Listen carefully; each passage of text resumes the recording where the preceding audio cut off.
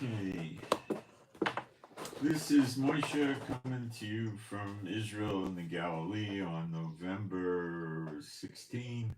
It's rather late for me today, got a late start. 10 o'clock in the morning here in Israel. Nice day, 68 degrees, high 75. I'm gonna go jump into the live stream and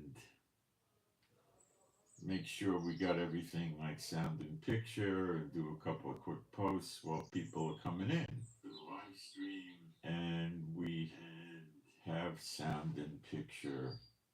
Okay, quick posts.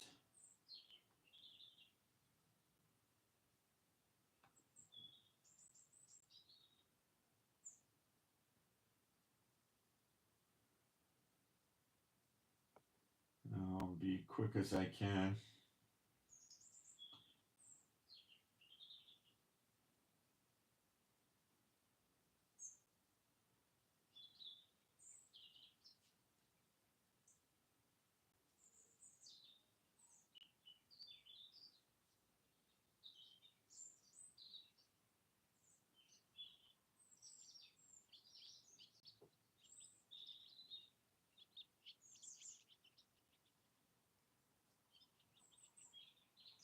All right, and I'm gonna put my email address up.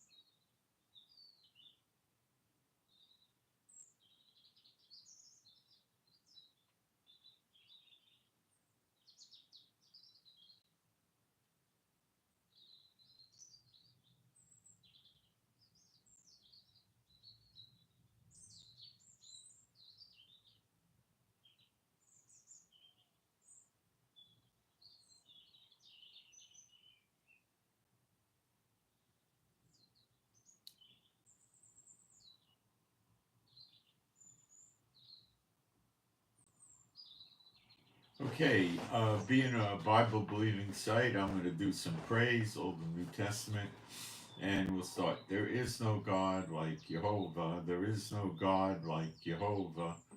There is no God like Jehovah. There is no God like Jehovah. There is no God like Jehovah. There is no God like Jehovah. There is no God like Jehovah. There is no Messiah like Yeshua. There is no Messiah like Yeshua. There is no Messiah like Yeshua. There is no Messiah like Yeshua. There is no Messiah like Yeshua. There is no Messiah like Yeshua. There is no Messiah like Yeshua. All right.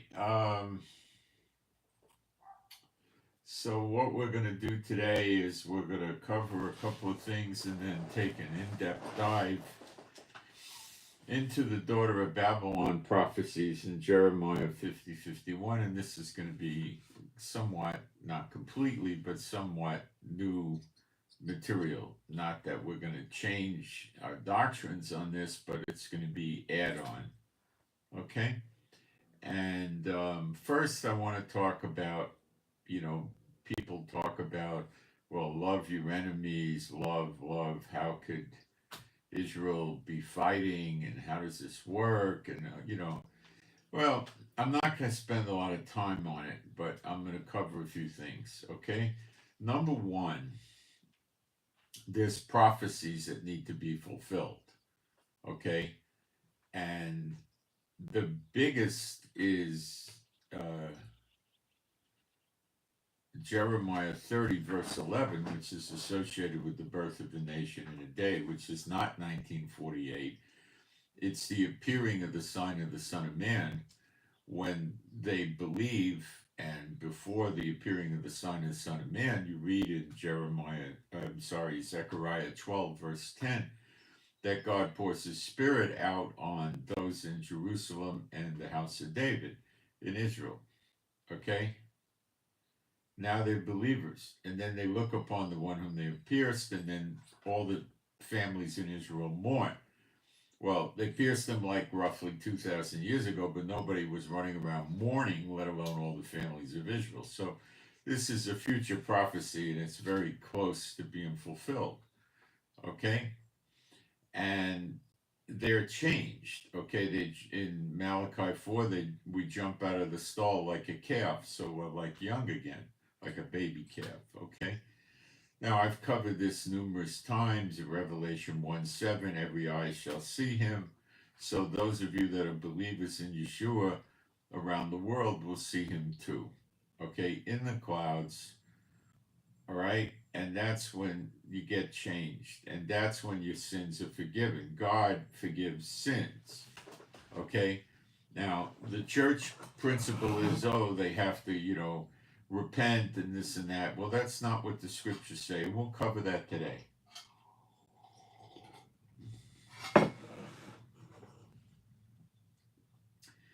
You have to remember numerous times in the scriptures it says God blinded the eyes of Israel and stopped up their ears, lest they turn to him and be healed. So the 2,000-year punishment in Hosea 6:1 and 2 could be fulfilled. Guess what? Time's about up. Okay? Now, the churches don't bring this out to the people in any meaningful way. Okay? So you got to understand that. All right? Now, I'm not going to make a whole doctrine on the churches today. I've done that so many times, but they don't teach it right. You got to understand that. They don't behave right. All right? Now, if you think I'm crazy, I can't help you. Okay? But they don't do it. Okay? All right. Galatians 5:19-21. Check that out yourself. Variance. Variance is different doctrinal statements, seditions in the King James. That's divisions. Denominations have variance, different doctrinal statements, pre-trib, mid-trib, post-trib, house church, building church, pray in the Spirit, don't pray in the Spirit, baptize in the Holy Spirit, don't baptize in the Holy Spirit, sprinkle baptism, immersion baptism, and they all accept all these doctrines as valid, which makes the people think you can't understand end times. This is evil. John 6:39. Okay, what does it say? I'm just going to touch on this. I'm not going to spend a lot of time on it. John 6:39. And this is the Father's will, which hath sent me, that of all which he hath given me, I should lose nothing, but should raise it up again at the last day. Now, Yeshua repeats this in John 6:40, John 6:44, John 6:54. He says that all the believers that the Father gave to Yeshua, he raises up on the same day. And that day is the last day, which is the end of days on earth. The earth is gone. There's no more days. Father, this is after the millennium, after Satan's released, gathers them like the sand of the sea to surround Jerusalem, New Jerusalem, and God the Father comes down from heaven, burns the whole universe up. There's nothing left for us to stand on, so we meet them in the air and go up on the clouds of heaven, and the dead rise at that time too. So it's the last day when you have the millennium. It also says, whom the heaven must receive until the restitution of all things. Well, anybody in the church that's teaching you the rapture's coming any day now is either your enemy or they're nuts, or they're not very bright, because how can you say all things are restored now? Okay? They also teach the law is dead. Yeshua said in Matthew 5, verse 17, I think not that I came to destroy the law or the prophets. Now stop right there. Don't even go any further. He didn't come to destroy the law, yet they teach you he did. Then Yeshua goes on and said, but to fulfill it. And they say, oh, he fulfilled the law. That's how he destroyed it. But they don't read the next verse. For as long as there's a heaven and an earth, not one jot or tittle shall be done away with from the law. The one that teaches the people, that breaks the least of these commandments and teaches these people to do so, will be called least in the kingdom of heaven. The one that teaches the commandments and does them shall be called great in the kingdom of heaven. Now, during the punishment period of Hosea 6:1 and 2, 2,000 years, there was no temple, no altar, no active priesthood, so no sacrifices and offerings. And that's the age of grace, because Yeshua knew that wasn't going to come, and you wouldn't be held responsible for breaking the law. But by no means does that mean you could go out and murder and commit adultery and lie, cheat, steal, worship other gods, does it? Of course not. So the Ten Commandments is obviously not dead. But the Ten Commandments says, hallow the Sabbath day, for that's the day he rested after he made the universe, okay? And it's a holy day, and you're not supposed to do any work. The church not only does not observe that, they also moved it from what's really Friday evening to Saturday. It's Friday dusk to Saturday dusk. That's the best word. They moved it to Sunday. They have no authority because the day that God rested can't be changed. Okay? It can't be day. In the Hebrew, the days of the week are numbered. Yom Rishon is the first day, it's Sunday. Yom Shishi, the sixth day, is Friday. Then the next day is Yom Shabbat, the Sabbath.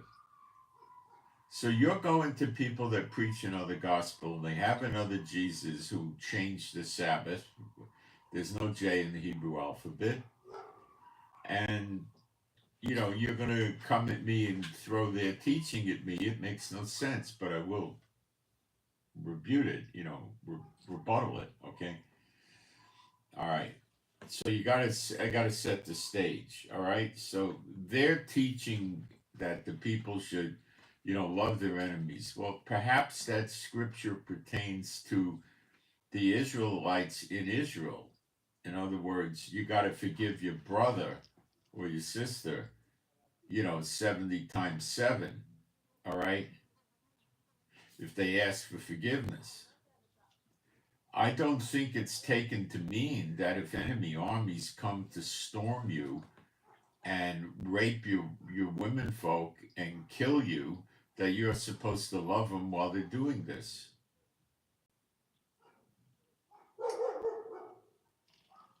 All right? I don't see a scripture that says if they come to attack and kill you and rape the women, rape the children, burn them alive, you should love them while they do this.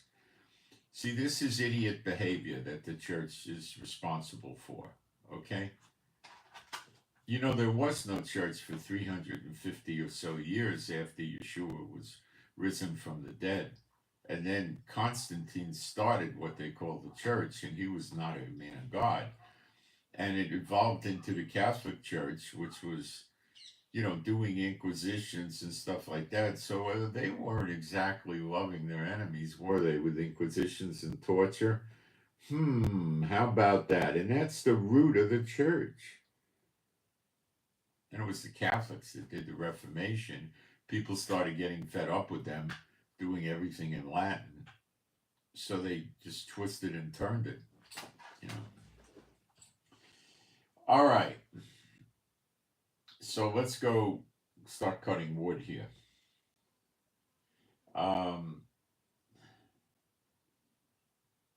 So there's going to be a lot of death and destruction in the world. All right? And people are not really that cognizant of this, and they deny the daughter of Babylon's the United States of America because they don't know any better, or they don't want to face the truth. Babylon, the original Babylon, was a great, great, great power. Cyrus came, tried to get through the walls of Babylon. It didn't work. He took his soldiers, and they dug 28 tributaries because Babylon had a river going under the wall. So they had lots and lots of food. They could probably hold out for 1, 2, or 3 years. inside the walls, and they figured, no army could sit around and sustain themselves for that long. So the Cyrus came, and the Babylonians attacked them from inside the walls and ran out, and they suffered. So Cyrus went and regrouped it, and he took the 28 tributaries of their river and diverted them with his army. And now the water was going all over the place, not under the wall of Babylon. This is what really happened. Check it out on Google. So his soldiers just during that same night walked under the wall. And when the people in Babylon woke up to have breakfast, they were occupied.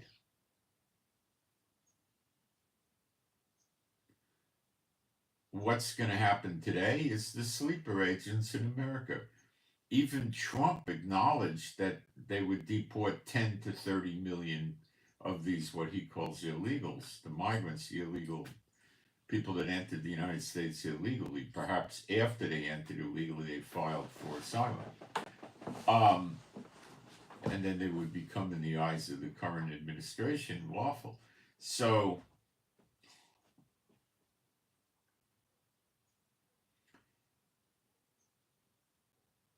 the people in Babylon was sleeping and the enemy got in. They didn't have a whole lot of watchmen on the wall, apparently, because it was nighttime and they probably entered quietly. Why did this happen? Well, first of all, the analogy is the sleeper agents today in America, with China having 350,000 acres of land, up to that much of it adjacent to American military bases. They don't talk about this, but people do. Retired Border Patrol agent, a high-ranking one from the Texas area, said that he thinks there's 30 to 50 million illegals in America. Trump admitted up to 30. And the Border Patrol agent said 60% are military-age males. Other people say he said 60 to 70%, I believe. So it's around 60 to 70% military-age males. And more are coming in every day.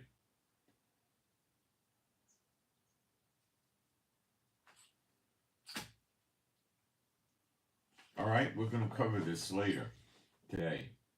We're going to show you this type of thing in the prophecies. I got to turn the brightness of my screen down for a second. It won't take long. I had it all jacked up for outside and it's too bright. Where are we? Display. There we go.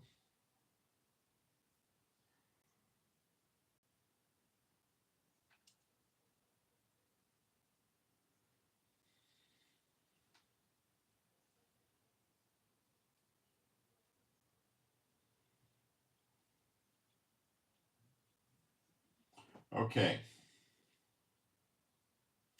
Let me jump into the chat and see if the trolls have showed up yet so we can dump them.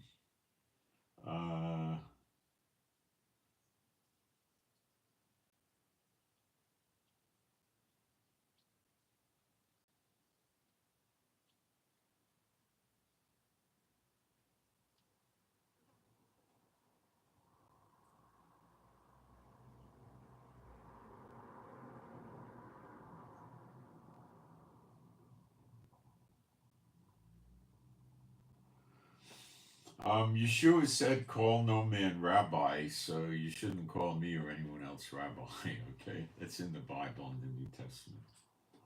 All right, moving forward.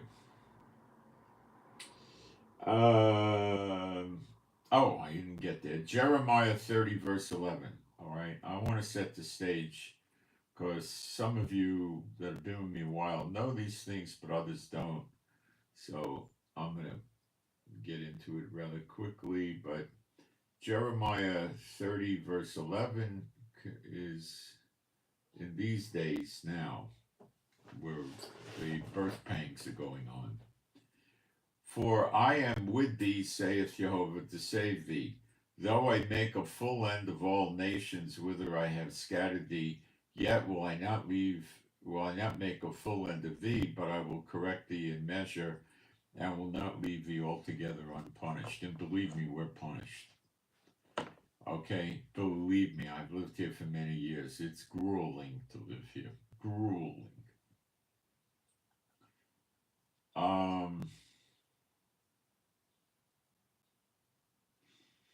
Make a full end of all nations, whither I have scattered thee. The Jews have been scattered into every single nation in Europe. England, Spain, Portugal, France, Austria, Belgium, Russia, everywhere. They've been scattered into much of the Middle East, Northern Africa, plus South Africa, probably a couple other places in Africa. I believe they've been in every nation in North, South, and Central America, plus the Caribbean islands and part of Asia. As a rough cut, I would say this is about 125 nations. Now that's in your Bible, and you'd say, well, Moshe, it's just in one place. Well, it's actually not. The church never teaches this, and you should be asking the Lord why the church never teaches this. Jeremiah 46:28. Fear thou not, O Jacob. Jacob is generally meant to mean the 12 tribes. My servant, saith Jehovah, for I am with thee, for I will make a full end of all nations whither I have driven thee, but I will not make a full end of thee, but correct thee in measure, yet will I not leave thee wholly unpunished. I don't think there's a single church that I've ever heard of that teaches these two scriptures. Okay? And it's coming real soon, as I'm going to develop for you. All right, I want to do Jeremiah 25.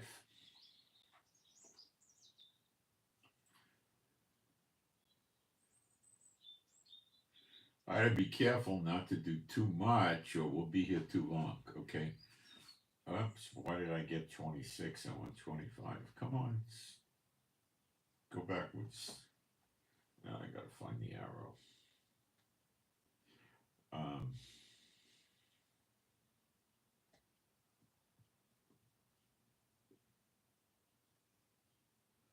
This doesn't want to go back. There we go. The word that came to Jeremiah, Yeremahu in Hebrew, concerning all the people of Judah, or Judah in English, in the 4th year of Jehoiakim, the son of Josiah, king of Judah, that was the 1st year of Nebuchadnezzar, king of Babylon. That's when the prophecy was given. The which Jeremiah the prophet spake unto all the people of Judah and to all the inhabitants of Jerusalem, saying, from the 13th year of Josiah the son of Ammon, king of Judah, even unto this day, that the 23rd year, the word, that's probably 23rd year of Babylon captivity, I think. The word of Jehovah hath come unto me, and I have spoken unto you, rising early and speaking, but you have not hearkened. And Jehovah hath sent unto you all his servants the prophets, rising early and sending them, but you have not hearkened, nor inclined your ear to hear. Now, when I've been teaching for years on the internet that the rapture's on the last day, but they're on no more days, they don't want to hear it. They're the same as Israel that wouldn't listen to the prophets. They don't want to hear America's the daughter of Babylon, just like they didn't want to hear you got to leave Israel and go to Babylon for your captivity, but all will be well for you in Babylon. Have children, don't worry. And after 70 years, I'll get you back to Israel. And he did. All right.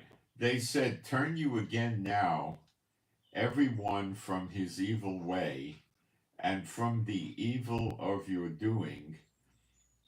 And that's what I just told you, the variance and the divisions, the seditions.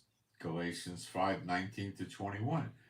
It says that those that do the variance, the different doctrinal statements, the seditions, the divisions, denominations, a house divided unto itself shall not stand. These churches are falling apart. Watch.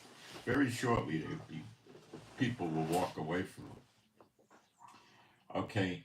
And turn you again now, everyone from his evil way. They won't turn from their evil way in the churches. They continue to do this, yet God says, if you do this, yeah, I'll read it. Let me get over there. Galatians, and this is New Testament.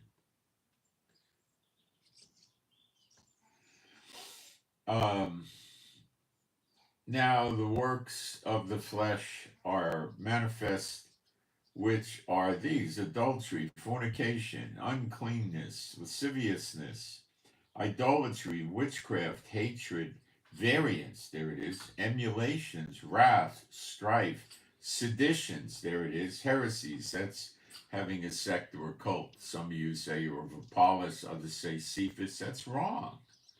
The churches do that. Oh, I'm a Baptist, I'm Assemblies of God, I'm Foursquare, I'm Presbyterian, I'm Episcopalian, I'm Messianic. The Messianics are the same garbage. They don't have denominations, they have umbrella organizations like Union of Messianic Congregations.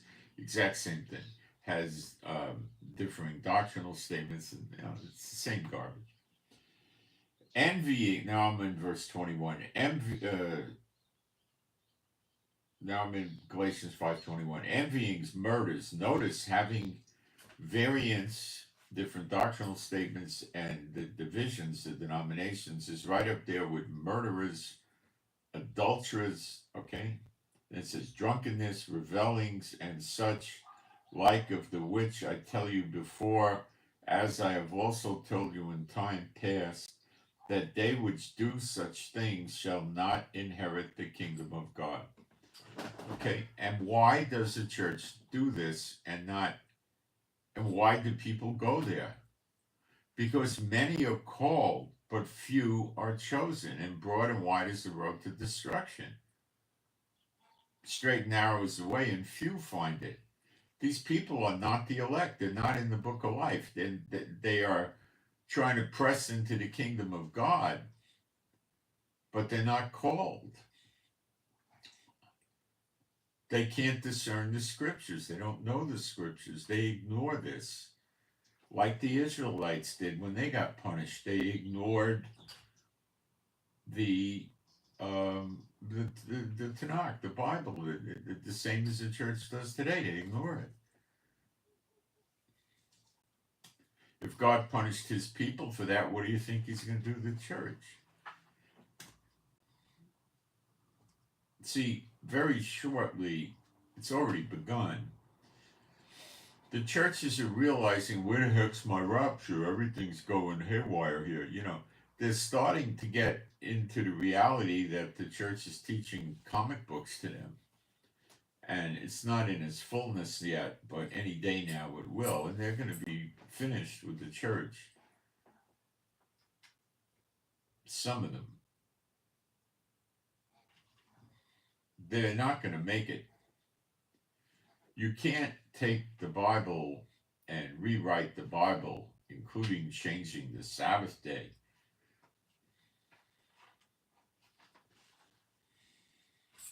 All right, I don't want to get too deep into this. I just want to set the stage. Jeremiah 25, where are we? Verse 2 or 3? All right, 2.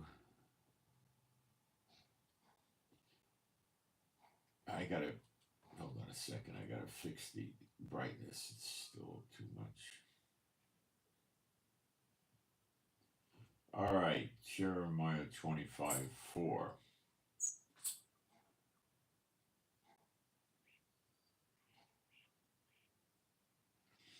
And the Lord had sent unto you all his servants, the prophets, rising early and sending them, but you have not hearkened nor inclined your ear to hear. They said, turn ye again now every one from his evil way and from the evil of your doings, and dwell in the land that the Lord hath given to you, to your fathers, for ever and ever. In Genesis 15, I'm getting more into it than I wanted. Okay, Genesis 15. I got to do it right or it's pointless.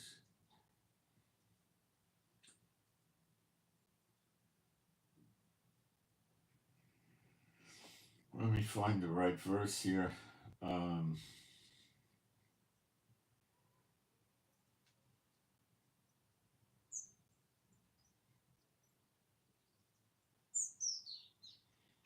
Verse 18. In the same day, Jehovah made a covenant. That word is brit, like brit chadashah. Chadashah means new. Brit is covenant. The New Testament is brit chadashah, new. Okay, so this is a serious thing he made. Made a covenant with Abram, saying, unto thy seed have I given this land from the river of Egypt, that's the Nile, unto the great river, the river Euphrates, that's the Euphrates River. That's a covenant. Does God break covenants? No. Is Israel out of God's covenant now in general? Yes. There's believers in Israel that aren't, but yeah, in general they are. Okay, is God going to give them all the land back now while they're out of covenant with God? No. When he redeems them with the appearing of the sign of the Son of Man in the clouds, and they see him, they get the Holy Spirit first, they see him and they get everlasting life, that kicks in Jeremiah 31. They will not go around saying, know the Lord, for they shall all know him. How do you explain that? I just explained it to you. Okay? Now, you, as a true believer in Yeshua, will also have this eternal life, everlasting life, which doesn't mean you can't die. It means it's something like before the flood where they went over 900 years. It'll be like that, only a double portion, so much longer. But you just have to go long enough to get into New Jerusalem where there is no death, because you eat from the tree of life and drink the water of life, and you won't have any death. Okay? But that's not going to be far off. Roughly 70 years is a rough cut. All right, so unto thy seed. All right, so they're going to get it when they get back into covenant with the Lord. So right now, this is one of the very few times I'm not going to be using a scripture. This is what the Lord showed me around August 10th. He said, we're in recompenses now. There's a year of recompenses. Yes, the church never teaches it. Okay? And in the year of recompenses is a day of vengeance. They never teach it. And there's a year of redemption. And in the year of redemption, there's a day of vengeance. So obviously, this is. Now, the year word for recompenses is a funny old Hebrew word. They call it a year, but the regular year is Shana and Shanim, which is year in years. This is Shanet, which is like you shall take a lamb of the first Shanet. Okay, so you got to get a lamb of the first year for a sacrifice, but that means that the lamb is a year old, but not 2 years old. So it's a period of time you could say is roughly a year, but it won't run up into 2 years. So God keeps the exact timing from us this way. This is an old ancient Hebrew word, okay?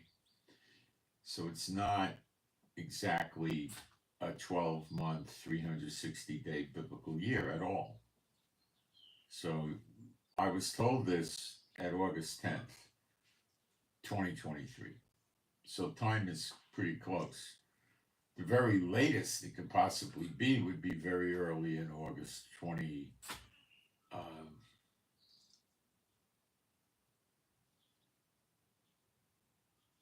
Well, it would have to be before 2 years, so it would have to be in early August 2025. But I'm not so sure he's going to let it last that long.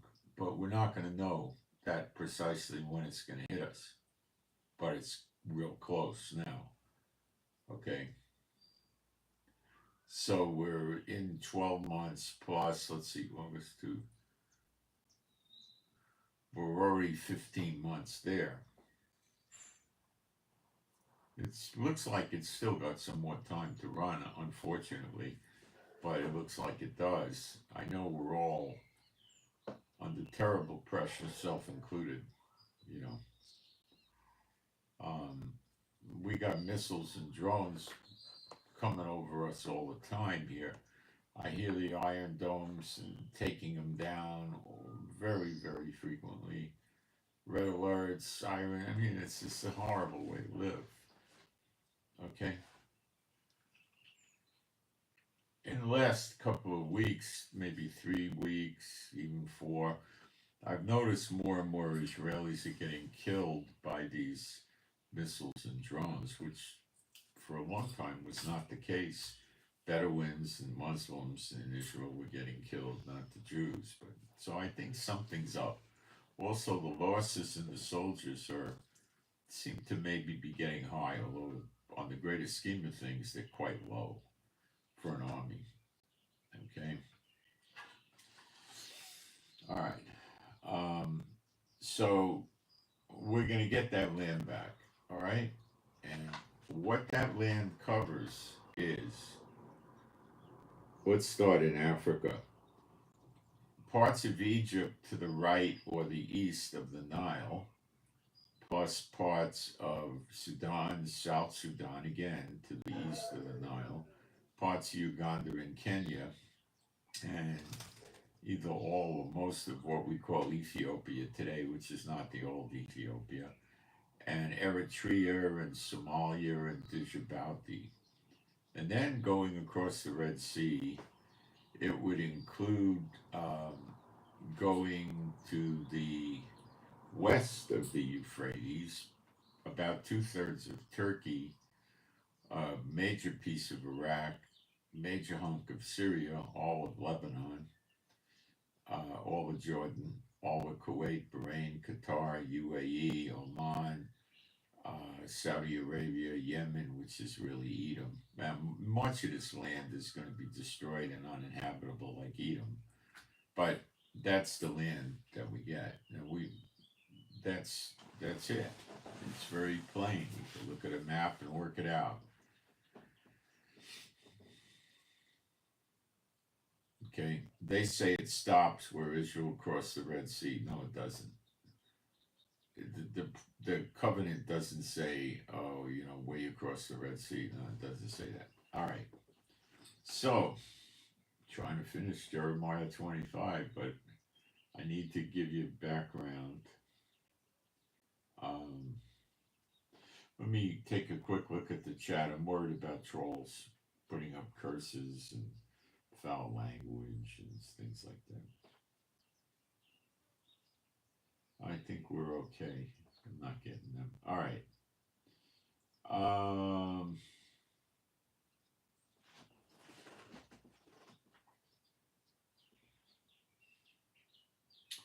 Jeremiah 25:6. And go not after other gods to serve them and to worship them, and provoke me not to anger with the works of your hands, and I will do you no hurt. Yet you have not hearkened unto me, saith Jehovah, that you might provoke me to anger with the works of your hands to your own hurt.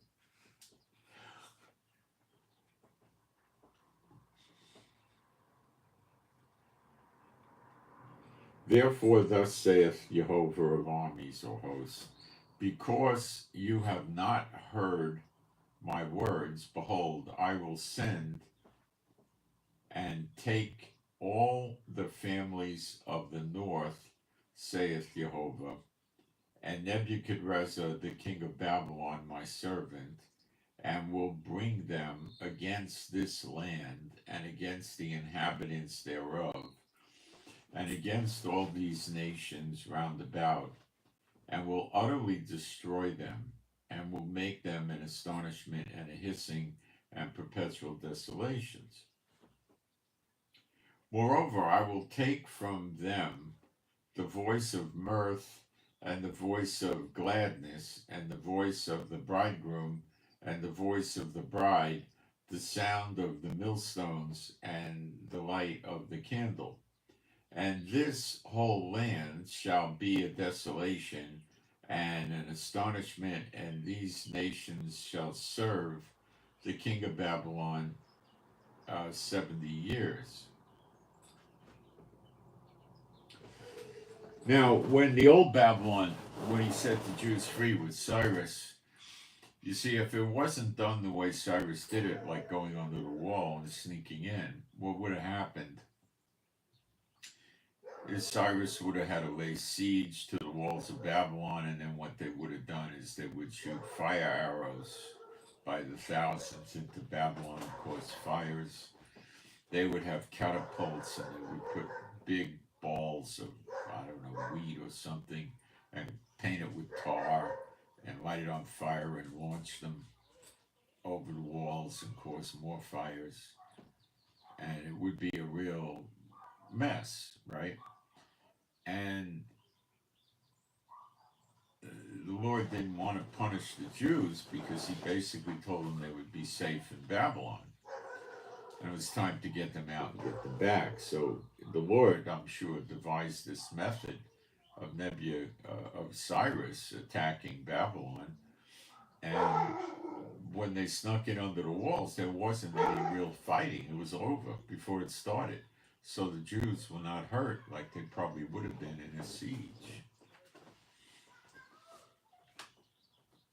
You got to remember that for later today.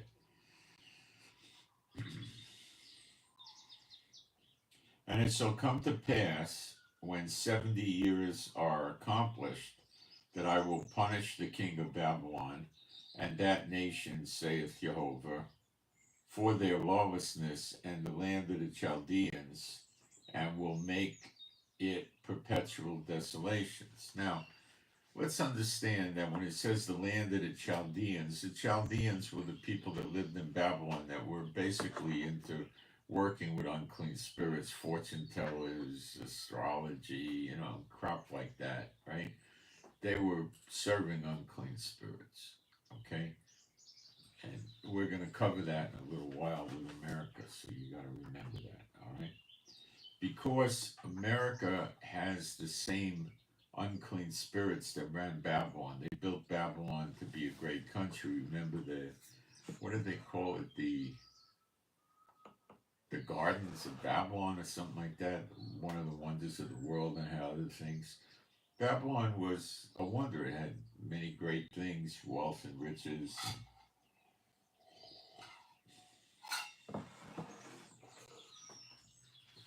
A big army. That would have been rather extremely difficult to destroy if it wasn't for the Lord. He had a trap laid from them from its inception because they never realized that an army could come and divert the river and then just walk in during the night until it happened, and then it was too late. So they woke up in the morning in Babylon, and they went out on their patios or balconies, whatever they did, and they had their servants prepare breakfast for them. Maybe they bathed, washed up. And then they saw Cyrus' soldiers all over the place, and they realized, oh my gosh, we're finished.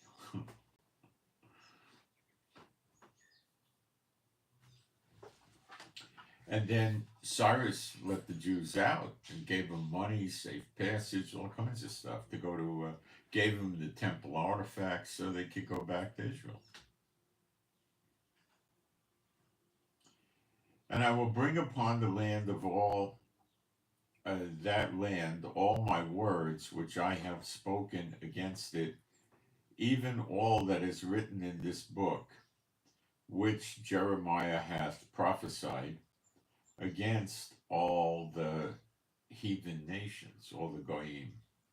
For many goyim and great kings shall serve themselves of them. So, and I will recompense them according to their deeds and according to the works of their own hands.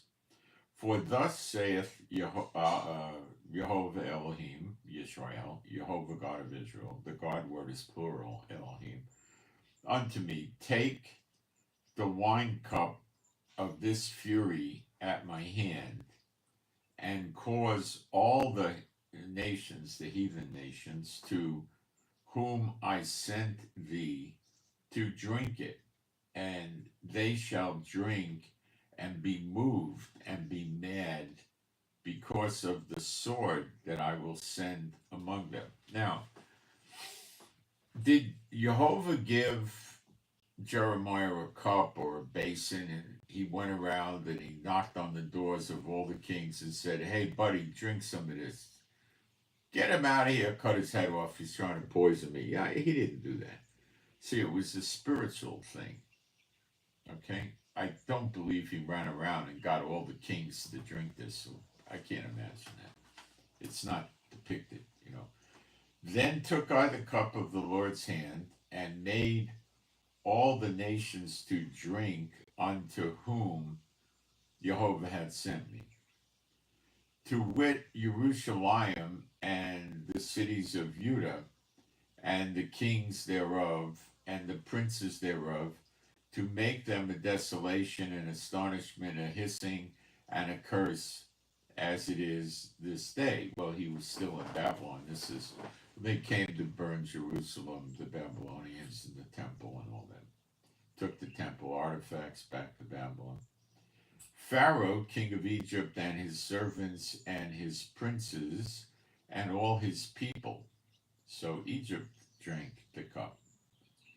And all the mingled people, and all the kings of the land of Uz, and all the kings of the land of the Philistines, that's pretty much Gaza today, and Ashkelon, that's in Israel actually, right at the northern top of Gaza, and Azah and Ekron and the remnant of Ashdod. Ashdod is near Ashkelon.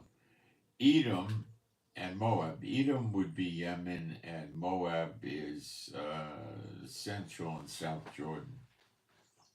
And the children of Ammon. Ammon is North Jordan. And all the kings of Tyrus, that's Lebanon, and all the kings of Zidon, Lebanon, and the kings of the isles, which are beyond the sea.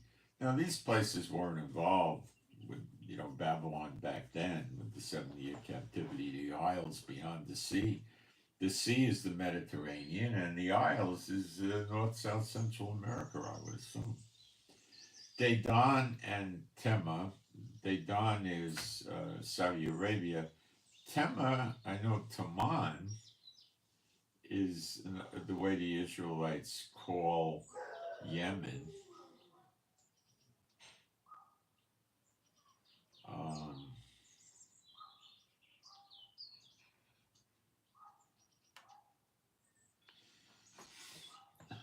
Don't know what that is. And all that are probably, it means south, and it probably means Yemen. But it mentions Edom before, so there might have been some small geographical differences between Edom and Yemen today. I don't know. That could be a good explanation. And all are in the utmost corners.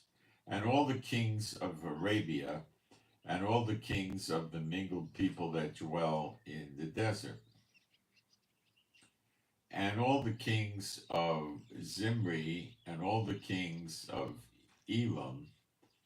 Now, Elam would compose pieces of Iran, Iraq, and Syria. And in Jeremiah 49, Elam gets destroyed by her enemies in the plural. And the destruction is so bad, all the people in Elam, Syria, Iraq, and Aram, have to leave their country, and they get scattered into every country of the world, and the sword chases them until they're gone. And all the kings of the north, and near one with another, and all the kingdoms of the world, which are upon the face of the earth, and the king of Sheshach shall drink after them. So all the kingdoms of the world. This is 100% not what happened with Cyrus, okay? This is yet to be fulfilled. And this is your Jeremiah 30, verse 11, I believe. Therefore thou shalt say unto them, Thus saith Jehovah of armies, the God of Israel. See, he's the God of Israel. Drink you and be drunken, and spew and fall, and rise no more, because of the word which I will send among you. And it shall be, if they refuse to take the cup at thy hand to drink, then shalt thou say unto them, Thus saith Jehovah of armies, you shall certainly drink.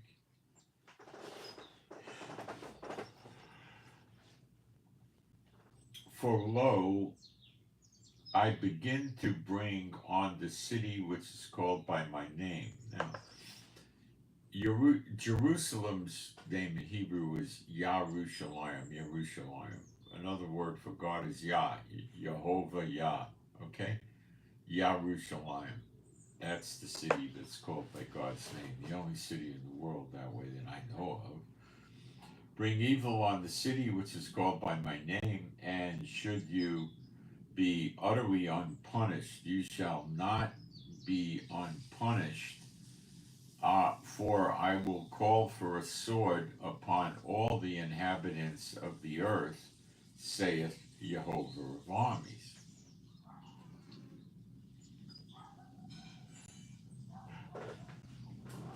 The fulfillment of this prophecy is coming upon us in the coming days, not years. Therefore prophesy thou against them all these words, and say unto them, Jehovah shall roar from on high, and utter his voice from his holy habitation. He shall mightily roar upon his habitation. He shall give a shout as they that tread the grapes against all the inhabitants of, they say it's the earth. The Hebrew is ha'eretz. I think it's the land of Israel. A noise shall come to the ends of the earth, for Jehovah hath a controversy. Now, the word for controversy is really, it's really weakened on purpose. Okay, it's Strong's number 7379. Now let's see what Strong's uses for English for this. Adversary, contend, controversy, strife. Okay, they disagree with Jehovah. They don't want him to make Israel have all the land that he made a covenant to give to the seed of Abraham. And Peter said the promises were not made to seeds of many, but seed of one, which is Yeshua HaMashiach. But if you're in Yeshua HaMashiach as a true believer, that land applies to you. He will give them that are wicked to the sword, saith the Lord.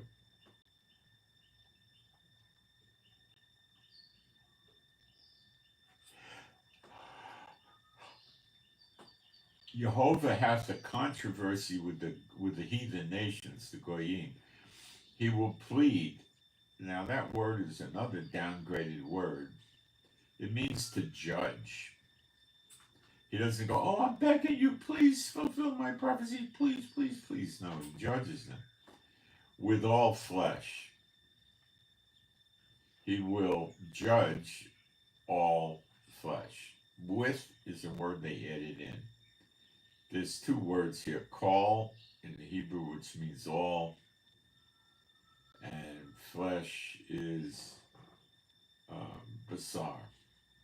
In Yiddish, it's fleischig, but Yiddish is not the language. Okay, with all flesh, he will give them that are wicked to the sword, saith Jehovah.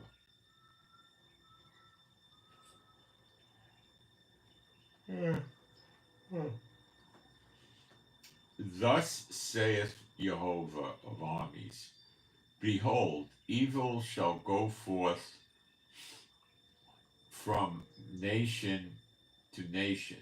Now, yeah, it's from Goyim to Goyim. And a great whirlwind, now that's a storm or a tempest. It doesn't have to be just a tornado or a twister. It could be a hurricane. Remember when you see the aerial pictures of a hurricane, it goes like a whirlwind, right? Okay. Shall be raised up from the coasts of the earth. That means it's all over the earth.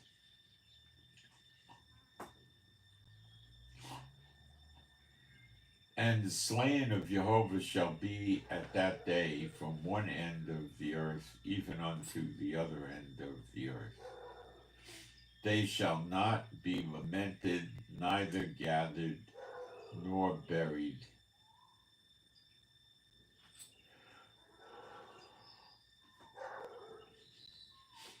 They shall be dung upon the ground. Howl you shepherds, and cry and wallow yourselves in the ashes, you principal of the flock. For the days of your slaughter and of your dispersion are accomplished, and you shall fall like a pleasant vessel. That's a vessel they drop on a tile or stone floor and it shatters into 90 pieces or something. And the shepherds shall have no way to flee. This is the bad shepherds. Rabbis go, well, we're talking Torah about one. The shepherd shall know where to flee, nor the principal of the flock to escape. Are we talking about Israel now or what?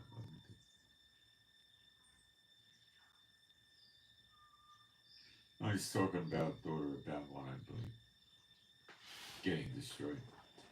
A voice of the cry of the shepherds and howl of the principal of the flock shall be heard, for Jehovah hath spoiled their pasture.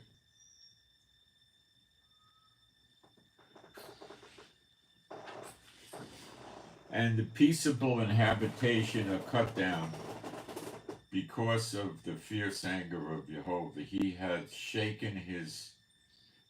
forsaken his cover as the lion. Right now, the Lord is still, there's a word covert or cover. It's like a lion hiding in the high grass, observing the wildebeest or some other zebra, his prey animal, and he's looking for his prey, and then he bolts out and nails the animal, kills it. Jehovah's still keeping his cover. He hasn't broken out loose. Where you're going to see the beginning of that is Elijah.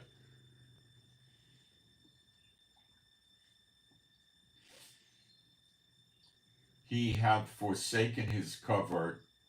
The covert would be his cover. As the lion, for their land is desolate because of the fierceness of the oppressor, and because of the fierce anger. Okay, now let me get back on my notes real quick. I want to make sure I'm getting everything I want to get before I get into Jeremiah 50.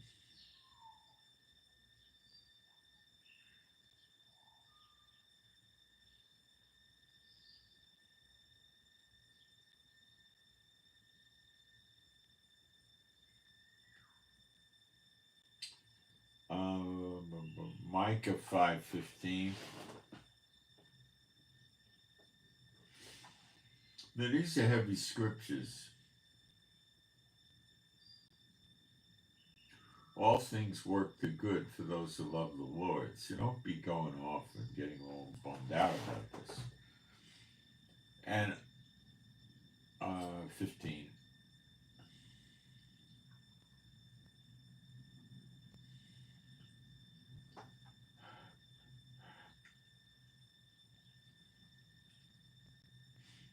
And I will execute vengeance in anger and fury upon the Goyim, the heathen, such as they have not heard.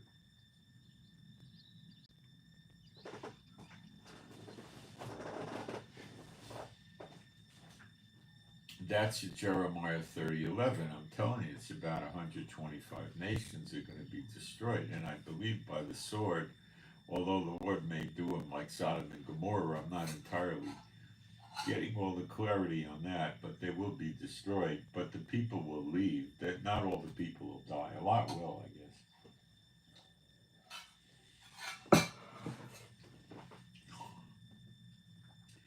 The nations are all run by the God of this age. It says in the English, a lot of translations, God of this world. The Greek word is ion, which means age, okay? And this age is about to come to end. Yeshua said, in this age and the age to come with everlasting life. And that happens in Zechariah 12:10, as I told you before today, earlier in the video. So the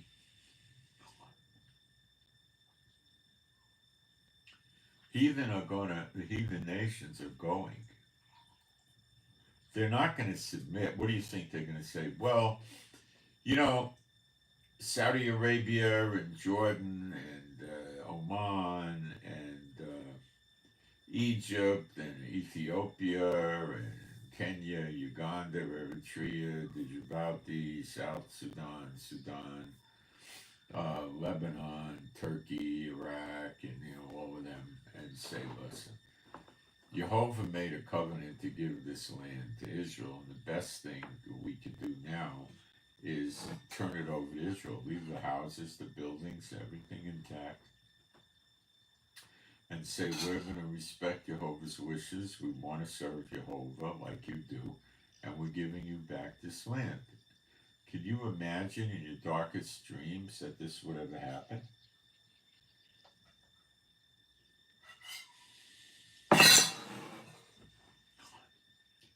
Does man have the right to override God?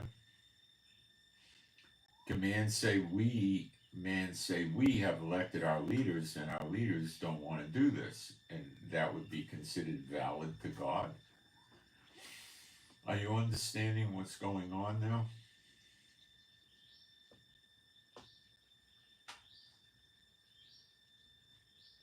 I hope so.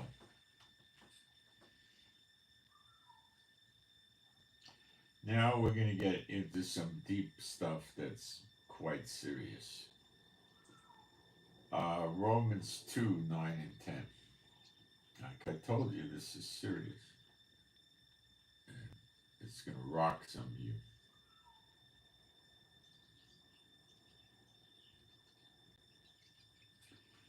Tribulation and anguish upon every soul of man that doeth evil, of the Jew first, and also of the, it says Gentile. It really should be translated Greek, okay?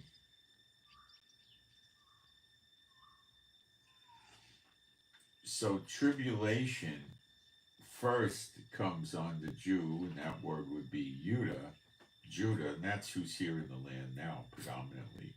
And Judah is Judah and Levi, those two tribes. That's who's here now. Are we suffering tribulation here now? Oh, you bet we are, daily. Okay? Tribulation and anguish, we have anguish. The Jew gets it first, then the heathen. But glory and honor and peace to every man that worketh good, to the Jew first and also to the heathen.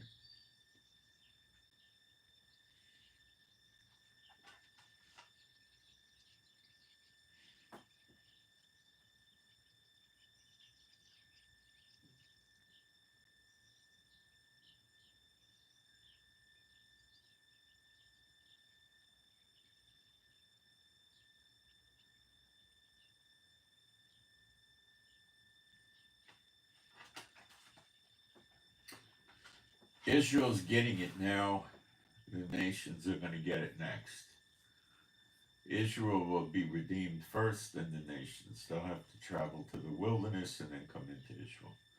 Read Ezekiel 20, Ezekiel 20 starting in verse 33 for the next great Exodus, along with Jeremiah 16, 17, and 23.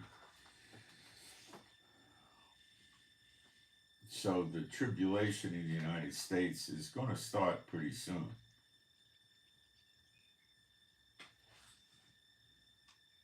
It doesn't have to be that the tribulation is over before it goes to the nations. It says tribulation and anguish. Let's look at that word anguish.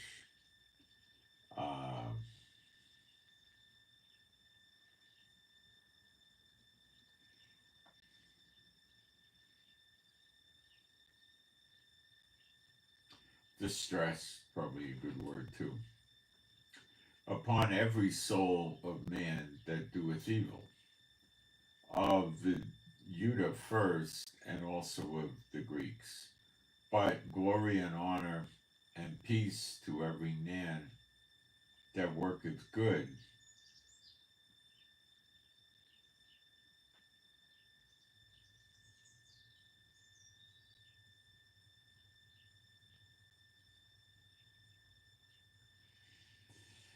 so, but then after that comes glory, honor, and peace. And that's the ones in Israel that make it. 2/3 of Israel will be cut off. It's in Zechariah 13, 8, and 9. And you should read Ezekiel 34 with that. It's too long to cover today. But it shows the bad shepherds of Israel, which would be the government, because they have a role as a shepherd, and the rabbis, and the Messianic congregation leaders, I suppose, are, the bad ones. They're going to be cut off. And the rich, it says the fat cattle that push against the lean cattle, that means the rich pushing against the poor, they go to. 2/3 of Israel. I'm telling you, the people in Israel are wicked, wicked, wicked. They're Satan bots all over the place. It's terrible. 35 or so years ago was nothing like this. This is just horrible. It's very difficult living here. And I'm afraid you'll have an idea about that shortly. All right, now, let me check my notes. I think we're ready to go. Oh, I got some toss requests. Let's cover that. A toss for Bravo Sierra, BS, Bravo Sierra toss for BS. Another toss for MM, Mike, MM toss. Someone's having difficulty with this person, MM. So we're getting a lot of toss requests for it, but I don't mind that. So toss for MM. We try to help each other. That's what we need to be doing. And we need to be doing spiritual warfare. And I hope you guys are participating. These signs shall follow them that believe in my name. They shall cast out devils. Well, he didn't say these signs shall follow those that believe. If they feel like it, maybe they'll toss out a devil every now and then, once a year or something. He didn't say that. These signs shall follow those that in my name, that believe in my name. I'm sorry. These signs shall follow those that believe in my name. They shall cast out devils.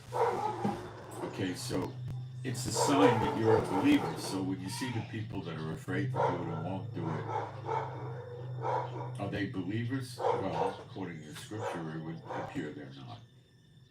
Do the people in the churches toss out demons? Come on, you know the answer to that. It's a super duper rare occurrence. I'm going to look at the live stream for a minute. Make sure we got everything.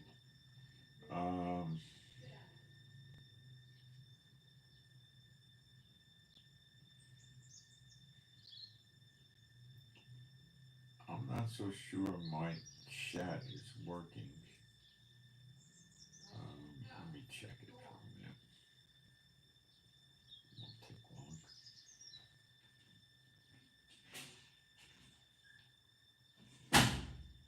No, I think it is. All right.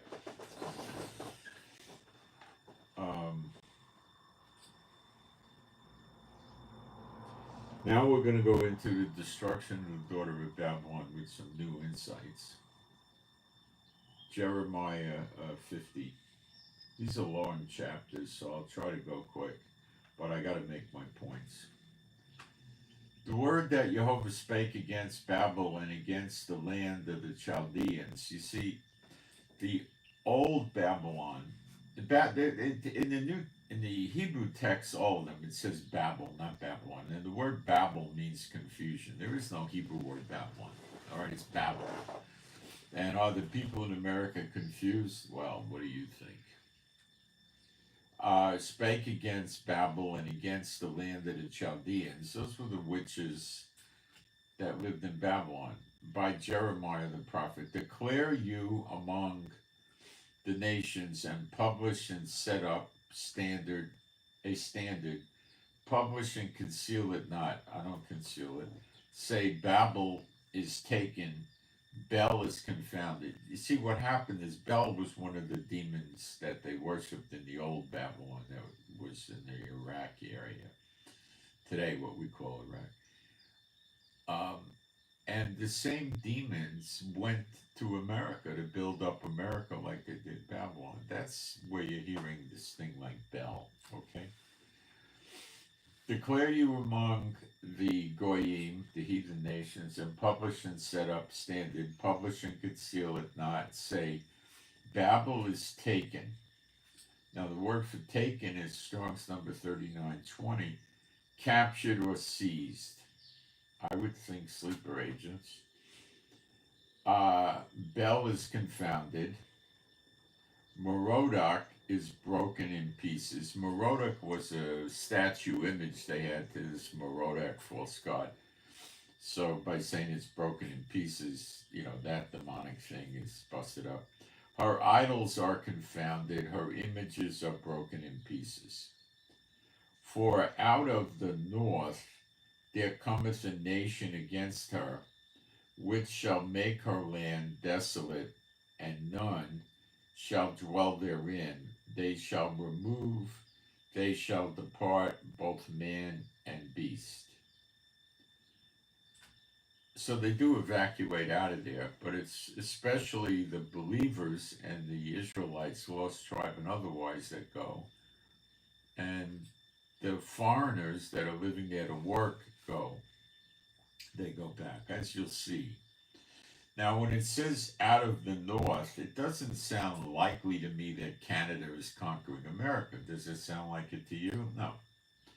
So, let me just pop up a map of the Middle East and go through potential with you here. Okay, map, Israel, Middle East.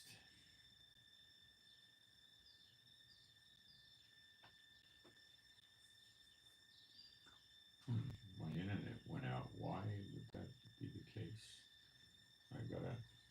We got internet on the other iPad, so I think this thing just has an issue with disconnecting. I don't know why. Probably one of the stupid updates I got from them did it. So I gotta wait for the next update. I hate doing the updates. Once you get something that works, I hate doing it. All right.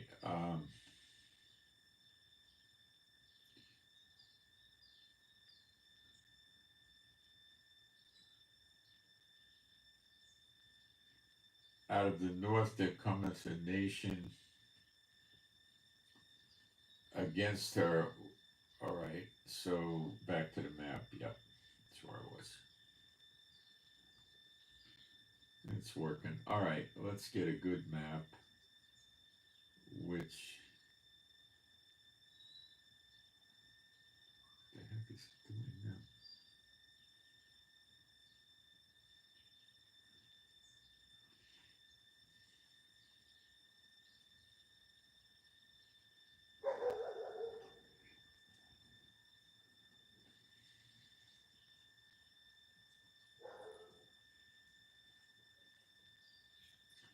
All right, I got it better. Let me get a good map if it's possible. Over the years, the maps of Israel deteriorated really badly. So, out of the north, it's likely speaking of the north of Israel. So, what we see that's really north of Israel is not Iran.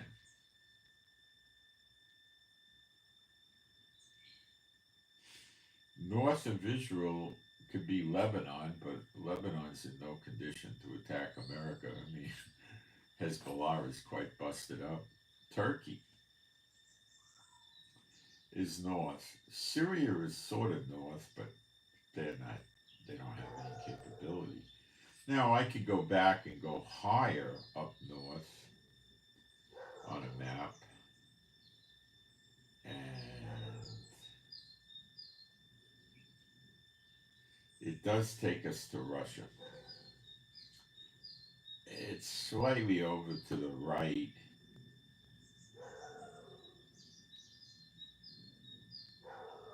But you get to Turkey, and then if you go more north, you could basically say you're hitting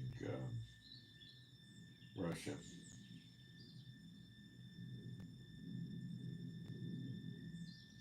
You could also say you're hitting Ukraine, but they're in no position. So it looks to me that you got two choices, Turkey and Russia, or maybe a combination thereof. Okay, back to the scriptures. For out of the north there cometh up a nation, a heathen nation against her, which shall make her land desolate, and none shall dwell therein. They shall remove, they shall depart, both man and beast. So, can you imagine Russia attacking the United States? You know, she's floating submarines all around the U.S. borders by the oceans, right? And she's got stuff in Cuba. So it's not hard to imagine, is it? In those days and at that time, saith Jehovah, the children of Israel shall come, they and the children of Judah together. That would include the 10 lost tribes that are in Israel. See, there's just about as many known Jews, not lost tribes, known Jews in Israel now as there are in America now as there are in Israel. So there's 6.6 million in Israel and there's 6.5 in America that they know about, that know they're Jews. Shall come, they and the children of Judah together, going and weeping. They shall go and seek Jehovah Elohim. They're weeping because they're mourning, they're upset, because they saw the sign of the Son of Man in the clouds, seated on the right hand of power, which is Jehovah. And they realize they've been mocking Yeshua, turning their back on Yeshua, and he's their real Messiah, the Son of God, and they feel ashamed and they cry. They're mourning what they did. They're hating themselves to some extent. They shall ask the way to Zion, where their faith is thitherward. Okay, it's east, guys. If you're in America, it's east. going through the Mediterranean. Okay, that's the way. They shall ask the way to Zion with their faces thitherward, saying, come and let us join ourselves to Jehovah in a perpetual covenant that shall not be forgotten. And they're going to say, well, the law's done away with, how could this be? That's the church. The churches are contrary to the scriptures, Old and New Testament. My people have been lost sheep, and the Messianic congregations are just as bad. My people have been lost sheep. Those are your lost tribes. So the lost tribe's not a biblical term, but you know what I'm talking about. They don't know who they are yet, but they will wake up. Their shepherds have caused them, Jehovah knows who they are. Their shepherds have caused them to go astray. They have turned them away on the mountains. They have gone from mountain to hill. They have forgotten their resting places. Okay, their shepherds have caused them to go astray. They have turned them away. Well, it's not it's the rabbis and the government of Israel turns people away that are really Jewish. They say, no, you're not Jewish. They perverted the Jewish ancestry. It's not through the woman, it's through the man.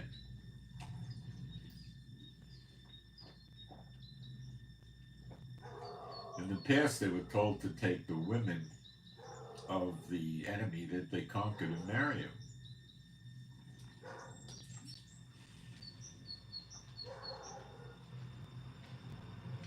So it would be perverted if it was going through the woman, because then God would be telling the Israelites to have children with the women, and the children from the women would be heathen, not Israelites. You understand? The priesthood goes through the man. Okay? The firstborn son, not daughter, gets a double portion. Okay, it goes through the man. It doesn't go through the woman. They screw it up. So they're telling people all the time, oh, you're not Jewish, you can't come live in Israel. That's the turning away. And these people are Jewish. They are Israelites. They have gone from mountain to hill. They have forgotten their resting place, which is Israel. All that found them have devoured them. Well, 125 countries devoured them. They threw them out. They stole their money and their possessions and stuff like that. All that found them have devoured them, and their adversaries said, we offend not, because they have sinned against Jehovah, the habitation of justice, even the Lord, the hope of their fathers. Now, that's a lot of the Satan people do that. They rip off Israelites, curse them, rob them, sue them, cheat them, everything, because they figure Jehovah will do nothing for them. Well, that time's over. That's the 2,000 years. Hosea 6:1 and 2, when we've been returned over to our enemies. Remove out of the midst of Babel, and go forth out of the land of the Chaldeans, and be as the goats before the flock. The goats are rather aggressive. We're going to be getting into this. For lo, I will raise and cause to come against Babel an assembly of great heathen nations, Goyim, great, Gadol, I think that's the word, let's check. Gadol Goyim, great. Okay, the Kohen means the priest. Kohen Gadol is the high priest. So when it says Gadol Goyim, the great nations, the heathen nations from the north country.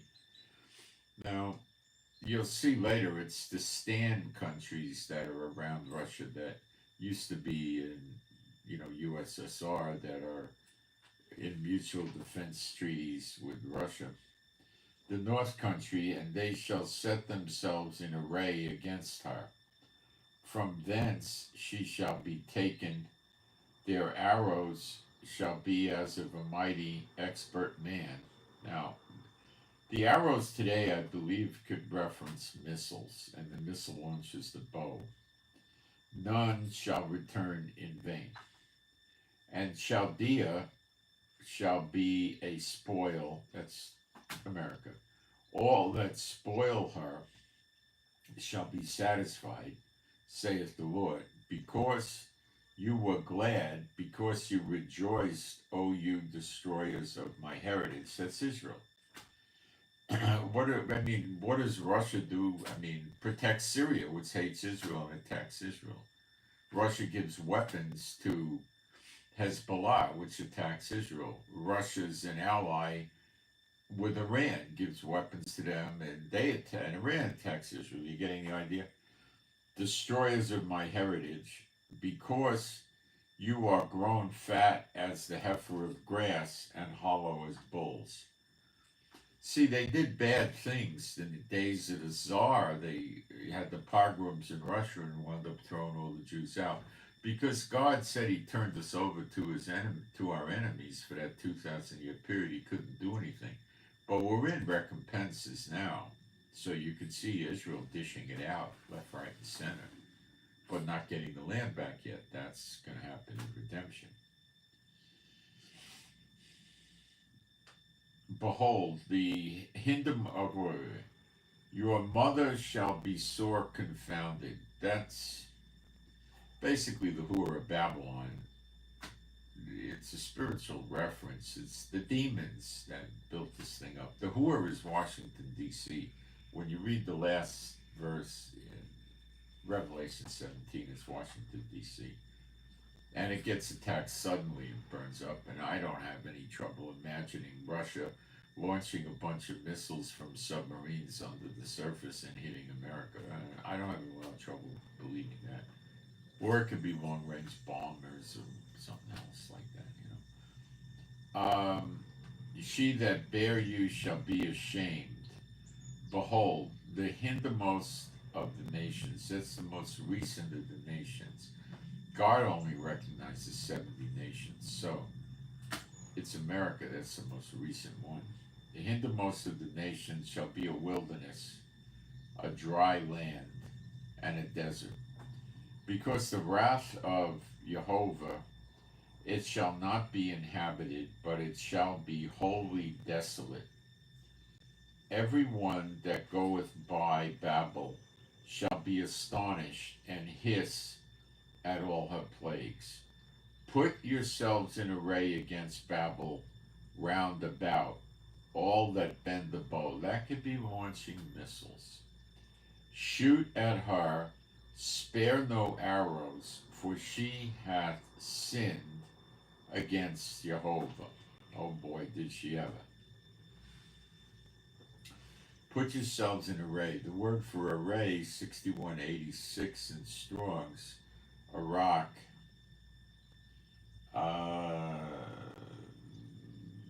Let's see how Strong's finds it. Puts an English word on this.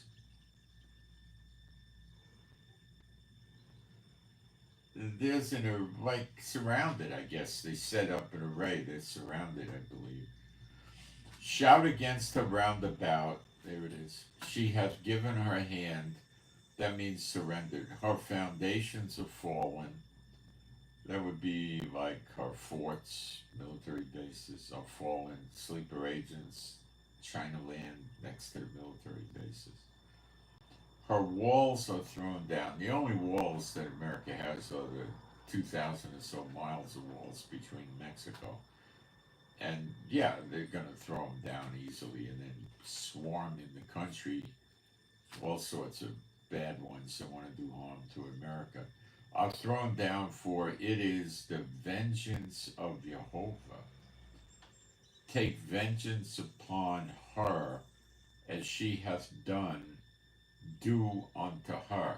They reap what they sow. It's not saying this is the day of vengeance. It's a specific vengeance on America. Cut off the sower from Babylon. That's the one that plants the seeds, the foreign agricultural workers that come there. And him that handleth the sickle. Same thing. They do the harvest. In the time of harvest, they do the sickle in the time of harvest. Okay, again, the foreign agricultural workers. For fear of the oppressing sword, They shall turn every one to his people, and they shall flee every one to his own land. So a lot of the foreigners are going to run out of there and go home. God lets this happen because they're not really Americans and they're poor workers there, and he lets them go back home. Israel is a scattered sheep. The lions have driven him away.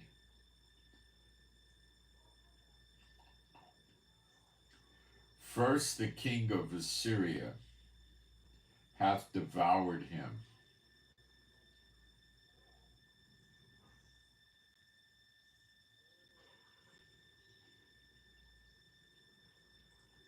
And last, this Nebuchadrezzar, king of Babylon, hath broken his bones.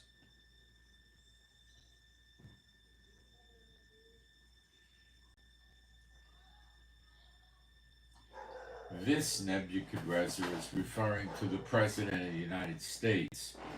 It's a reference to the original Nebuchadrezzar of the old Babylon. So what it's saying, first the king of Assyria hath devoured him, and last this Nebuchadrezzar, king of Babylon, hath broken his bones. So it's telling us there's a president of the United States that's going to break the bones of Israel. You better get ready for this, man. You don't have a big wait here. You don't have years. You don't even have a year. You got less than a year. And you might have less than 2 or 3 months. And the great man of God on January 20th could very likely be this Nebuchadrezzar.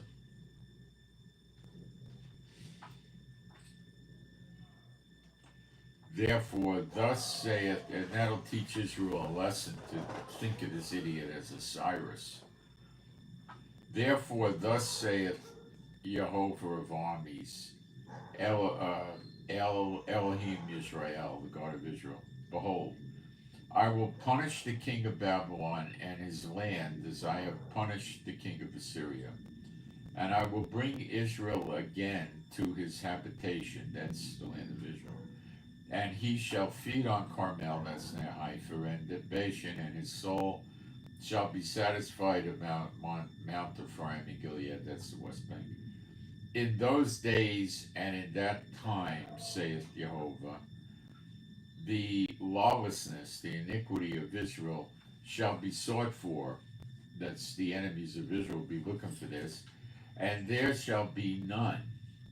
And the sins of Judah, and they shall not be found. For I will pardon them whom I reserve. He just forgives Israel, pours his spirit out in Zechariah 12:10. Then they look upon the one whom they are pierced. And it says in John 6:40, the believers that look upon Yeshua shall have everlasting life. John 6:40 with Zechariah 12:10. We'll get you pretty far. Matthew 24:30 with Revelation 1:7. Go up against the land of Merathaim, even against it, and against the inhabitants of Pekod. That's the old Babylon locations. Waste and utterly destroy after them, saith Jehovah, and do according to all that I have commanded thee. He sent them. Jehovah sends them. And there's people that are going to sit there and tell you that, oh no, we got all these churches here, we're safe, we're cool. Yeah, well, just like when the Babylonians attacked Israel, they said there, oh yeah, we're going to stay here. It's Jerusalem, we serve God. You know, it doesn't work that way because they don't really do things right. A sound of battle in the land and of great destruction. How is the hammer of the whole earth cut asunder and broken? How has Babylon become a desolation among the Goyim, the heathen nations? Right? The hammer of the whole earth. Can the hammer of the whole earth be Russia? No. Can the hammer of the whole earth be China? No. They don't do that much away from their countries. Ukraine's next door to Russia. Can the hammer of the whole earth be the Vatican today? It's a joke. Could it be Mecca or Medina? Joke. It's America. verse 24, this is very important. I have laid a snare for thee, and thou art also taken, O Babel, and thou wast not aware. Thou art found and also caught, because thou hast striven against Jehovah. So a lot of people in America think that Trump's going to deliver them, and the Israelis think that Trump was sent of God. They're going to learn their lesson. Cursed is the man that trusteth in man. That's a scripture. Cursed is the man that trusteth in man. And they're trusting in Trump, and they're going to learn a lesson. Trump's one of them. Jehovah hath opened his armory, and hath brought forth the weapons of his indignation, of his anger, his rage. For this is the work of Jehovah. This is the work of Adonai Jehovah of armies in the land of the Chaldeans. That's America.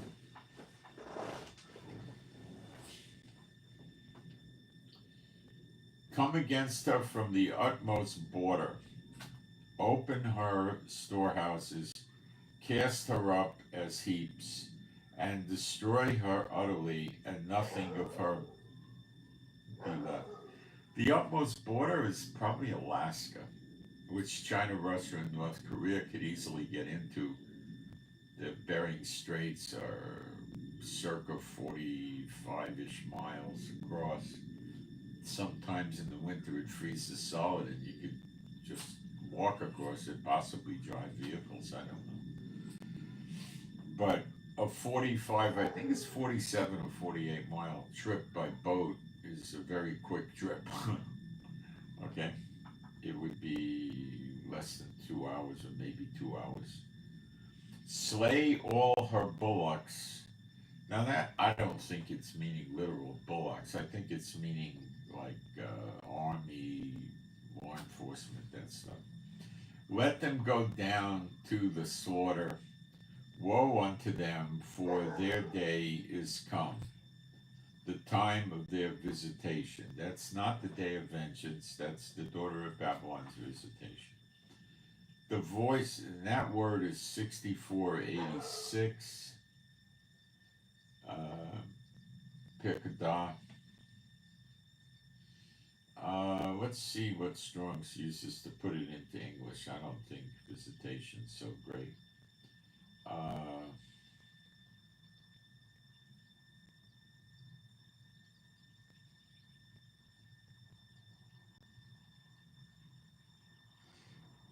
Like day of accounting or something like that, you know.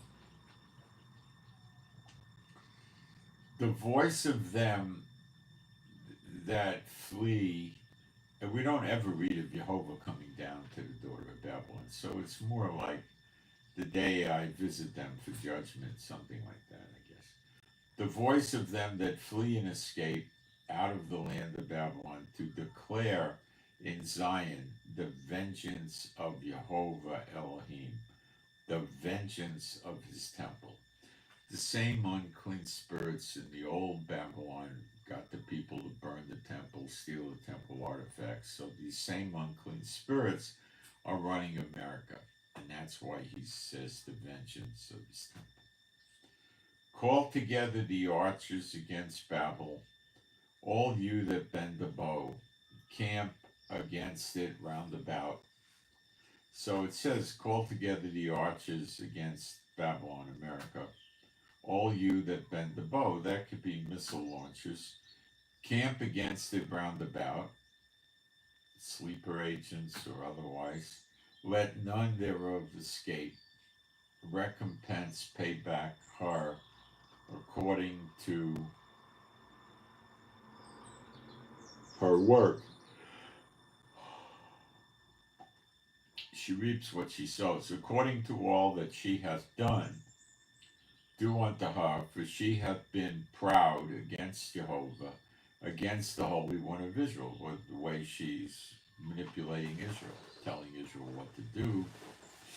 Therefore shall her young men fall in the streets, and her men of war shall be cut off in that day, saith Jehovah. Behold, I am against thee, O thou most proud, saith Adonai Jehovah of armies. For thy day is come, it's a day, the time that I will visit thee. And again, it's Pekod, it could mean deal with you, reckon with you, punish you, judge you, that sort of thing.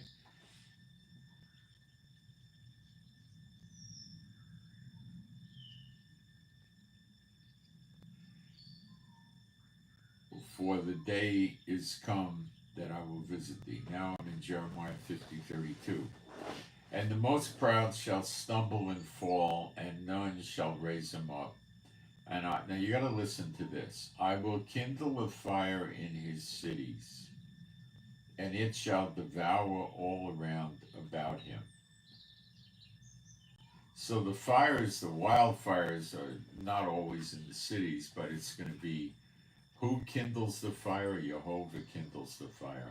Let's check the wording on that because I don't trust it.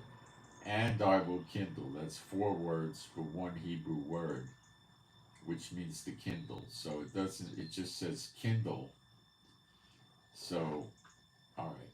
Fall and none shall raise him up. And then it doesn't say, and I will kindle. It says, kindle, ash, fire. And then it says, a year. What? This is unrelated. The translation is really screwed up. So it says, kindle or make fire. And it says, in his cities. But the word has nothing to do with cities. This is gross lying. Oh, no, it could be a city.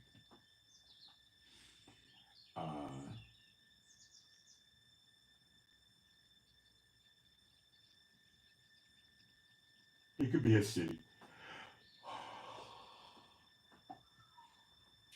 And it shall devour. It's probably better translated burn up. They keep saying devour. Burn up would be better. All round about him. Fires around the cities. That's going to burn them up. The survivalists don't really have this right, running around collecting,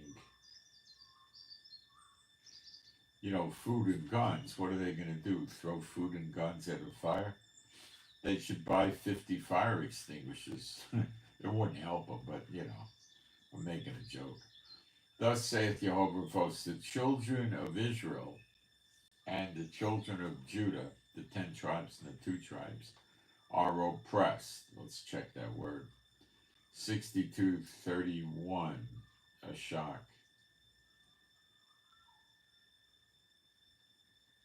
Defrauded. Oh, let's see what Strong's. Strong's is better.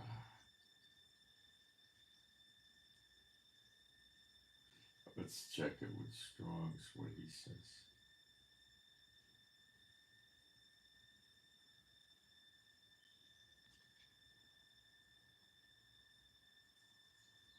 It says defrauded, oppressed, violated. Well, I told you that they got crooked courts here. Somebody's trying to sue me where they got a way to get to the judge and railroad me up. I don't know what they're trying to sue me for. I have no idea. They said that I was in an accident. Well, I haven't driven a car in Israel in 10 years. What accident are they talking about? I never had an accident here.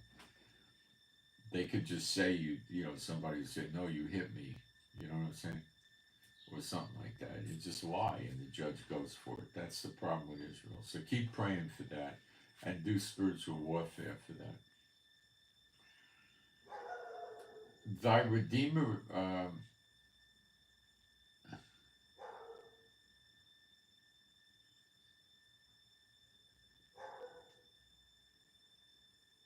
so the children of Judah are oppressed. Well, we've had that before. Some person T-boned us about 8 years ago. Was talking on the phone, just drove out an intersection, hit our little rental car on the side and flipped us over. And then some years later, she sued my wife. She T-boned us and sued my wife. She lost. She sued the rent-a-car company. She sued us because the rent-a-car company wouldn't pay for the damages on her car when she drove into us and T-boned us. Do you see how sick a Satan person is? Why did this person do it? Because we're believers. They felt they could get away with it. It didn't work. They didn't get away with it.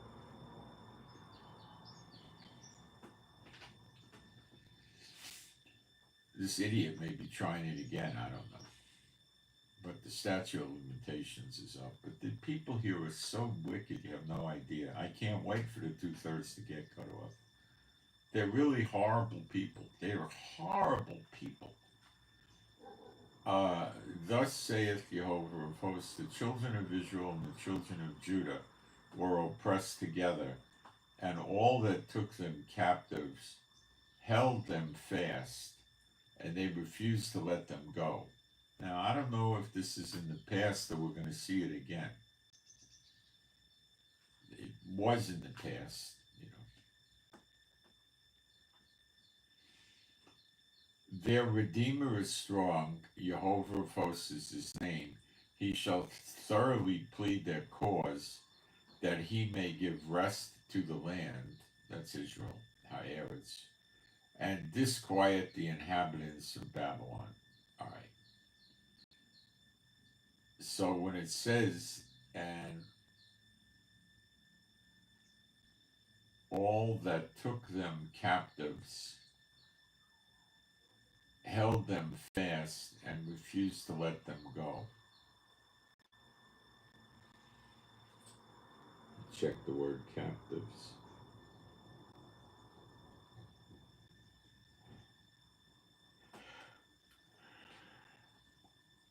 I think what it really means is those that were in the captivity in the diaspora holding us fast and refusing to let them go. They don't want the people, when Elijah emerges probably and starts working with the Levites and there's a temple, they're going to stop the people from, they'll make up something, you know, Israel's a renegade nation, you're not allowed to travel there, you can't go there, we'll put them in FEMA camps, or I don't know what they'll do. Okay? And it says, thus saith Jehovah of hosts, the children of Israel and the children of Judah oppressed together, and all, that word is, should be call, it is, it means all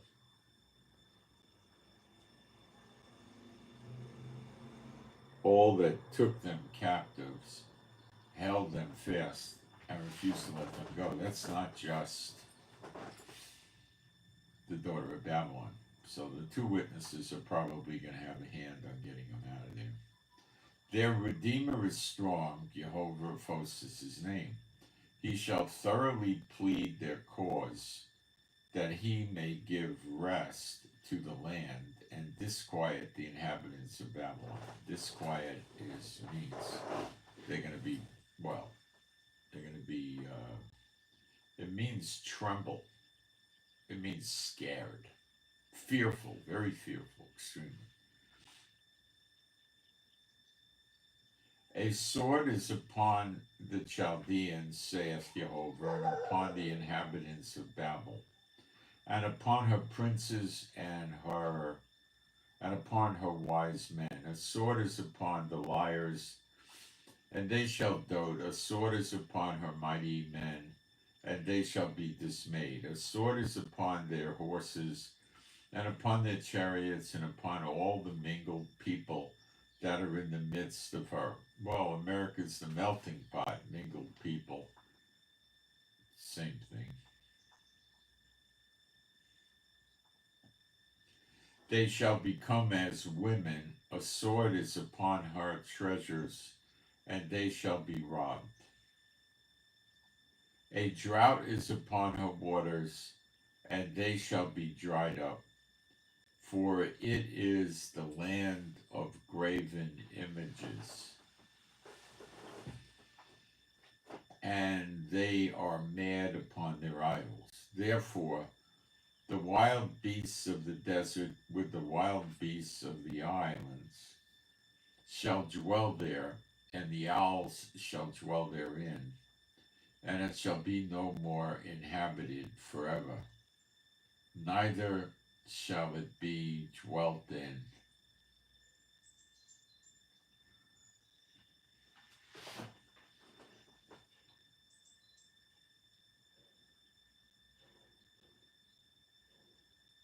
Nobody's going to live there anymore, and it shall be no more inhabited forever.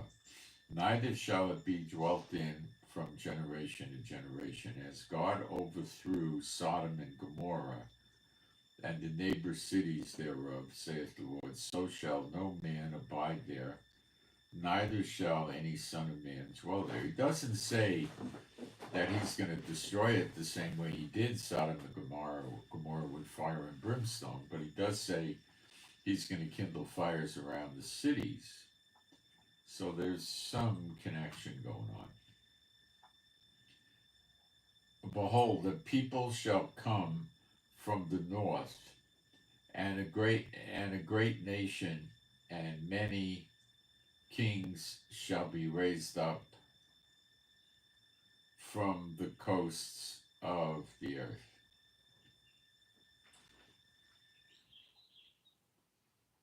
They shall hold the bow and the lance.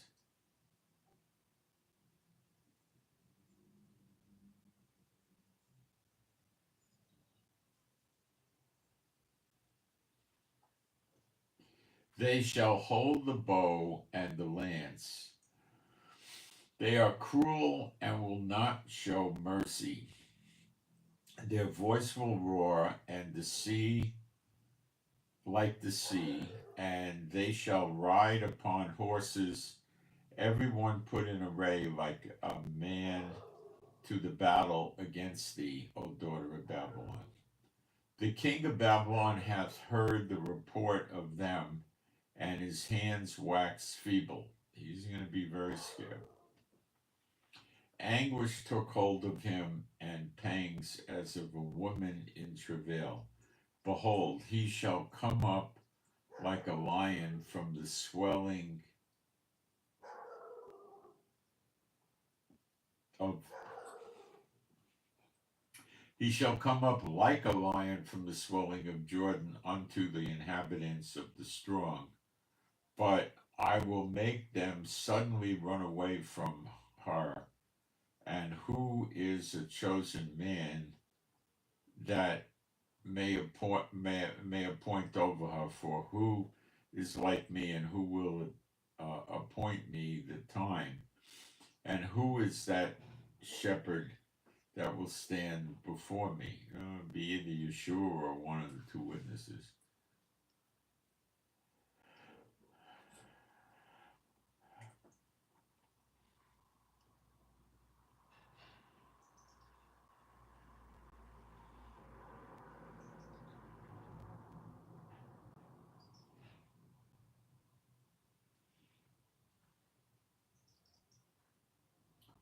Therefore, hear you the counsel of Jehovah that hath taken against Babel, and his purpose that he hath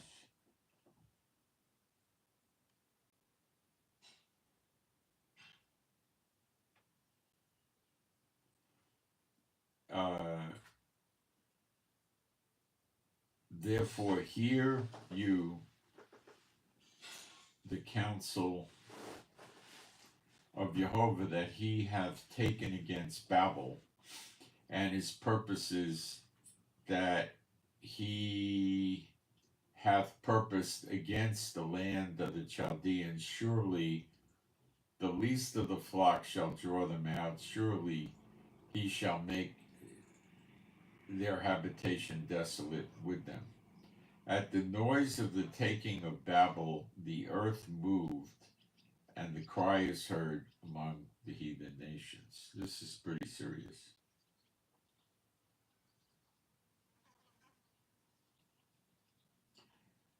Jeremiah 51:1. Thus saith Jehovah, behold, I will raise up against Babel and against them that dwell in the midst of thee, that rise up against me, a destroying wind.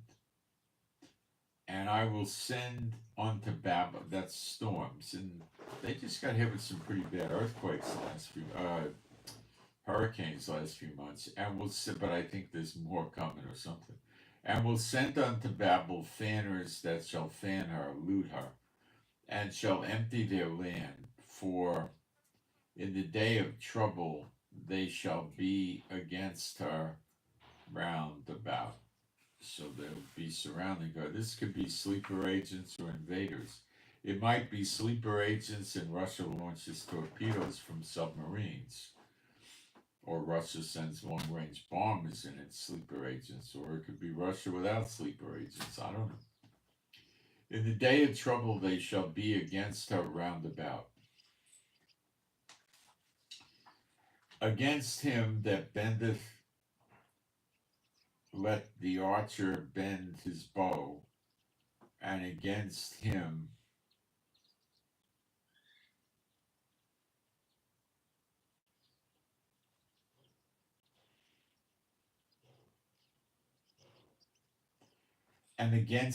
that lifteth himself up in his brigadine, his military uniform type thing, I guess, his armor, and spare you not her young men.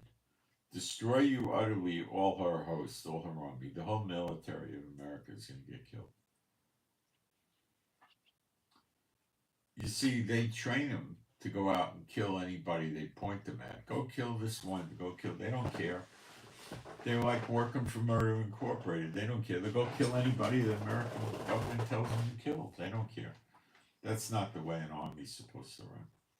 Thus the slain shall fall in the land of the Chaldeans, and they that are thrust through in her streets. For Israel hath not been forsaken. It's just a 2,000-year punishment. The churches never teach this. Nor Judah of his God, of Jehovah of hosts. Though their land is filled with sin against the Holy One of Israel, flee out of the midst of Babel, and deliver every man his soul. Be not cut off in her lawlessness, for this is the time of the Lord's vengeance. He shall render unto her a recompense, payback.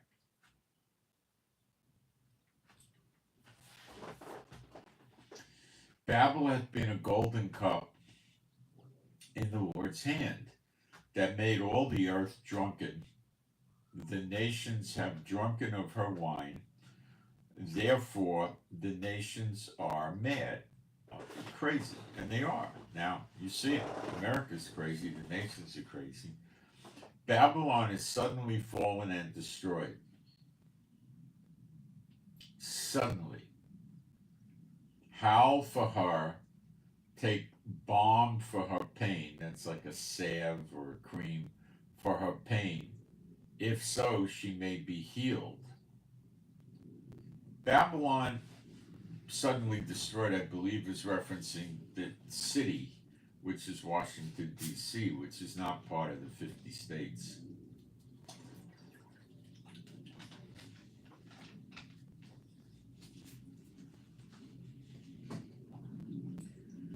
That's where it starts. Take balm for her pain, if so she may be healed. They try to fix it. We would have healed Babel, but she is not healed. Probably trying to get him to get rid of the idols and images and go to Jehovah or something like that. I'm guessing. I don't know, but I'm guessing.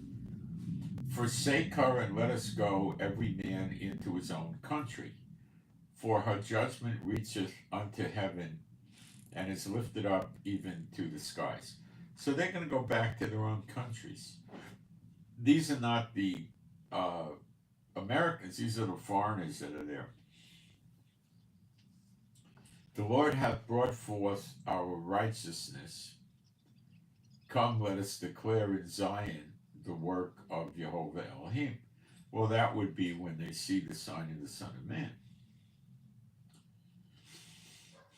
Make bright the arrows, gather the shields. Jehovah hath raised up the spirit of the kings of the Medes, the Median Empire, for his device is against Babel to destroy it, because it is the vengeance of Jehovah, the vengeance of his temple. Set up the standard upon the walls of Babylon. Make the watch strong, set up the watchmen, prepare the ambushes, for Jehovah hath both devised and done that which he spake against the inhabitants of Babylon. So this could be the people, a standard, a sign on the walls. Caution, trespassers will be arrested, shot, whatever. This could be tightening the border upon its walls. Babylon, make the watch strong. They'll be watching the walls on the border, that kind of thing. Okay. O thou that dwelleth upon many waters. Now, what are the many waters that America dwells on? Atlantic, Pacific, Gulf of Mexico, Great Lakes, 8,000 lakes and about 8,000 rivers and about that many lakes.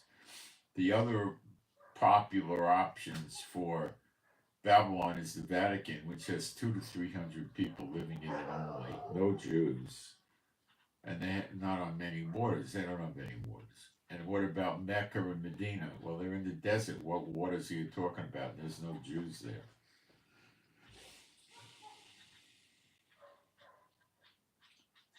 That which he spake against the inhabitants of Babylon.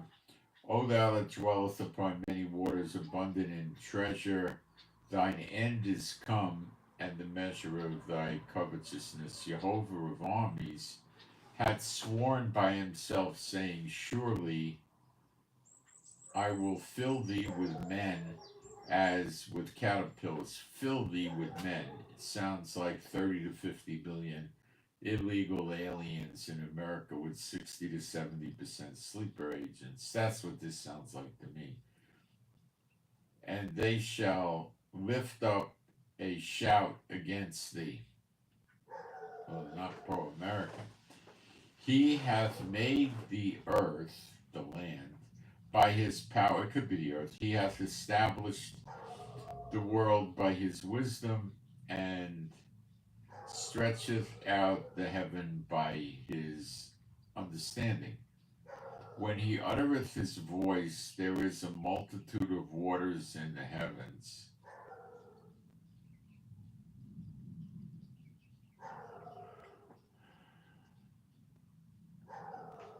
And he causes the vapors to ascend from the ends of the earth, maketh lightnings with rain, and bringeth forth the wind out of his treasures. He controls the weather, and this is affirming that multitude of waters in the heavens. On the other side of the firmament, read Genesis 1, is water, not a vacuum. That confirms it. Verse 17, every man is brutish by his knowledge. Every founder is confounded by the graven image of, for his molten image is falsehood, and there is no breath in thee. They are vanity, the work of errors. In the time of their visitation they shall perish.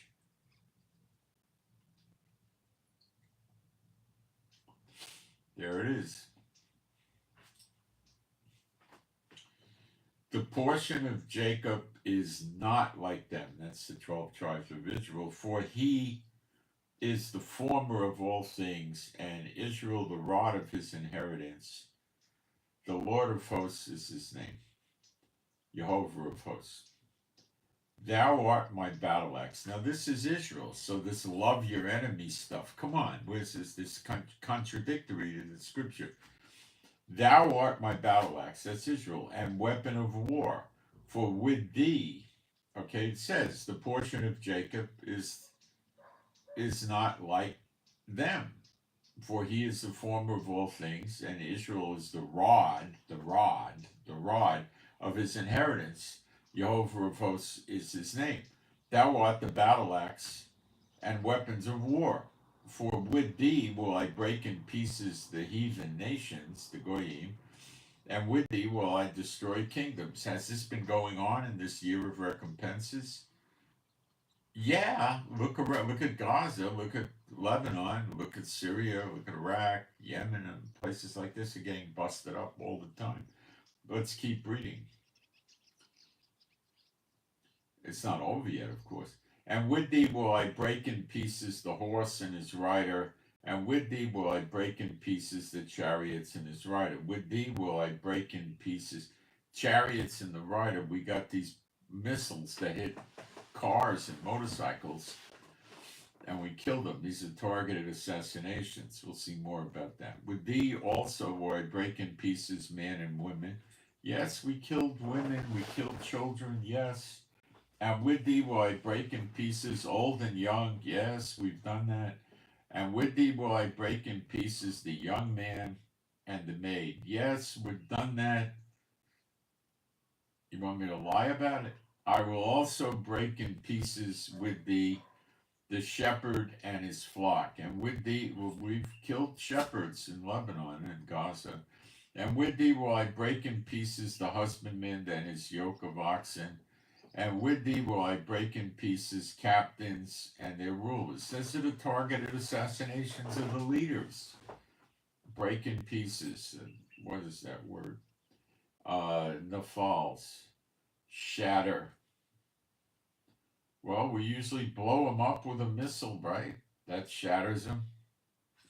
And I will render unto Babel and to all the inhabitants of Chaldea all their evil that they have done in Zion, in your sight, saith Jehovah. So he's giving back to them all the evil that they've done in Zion. Now, this could be a throwback to the past, the old Babylon, but it very, very likely could be that America is going to be doing worse and worse things to us in the very immediate future. Or both. Behold, I am against thee, O destroying mountain, saith Jehovah, which destroyed all the earth. And that could only be America.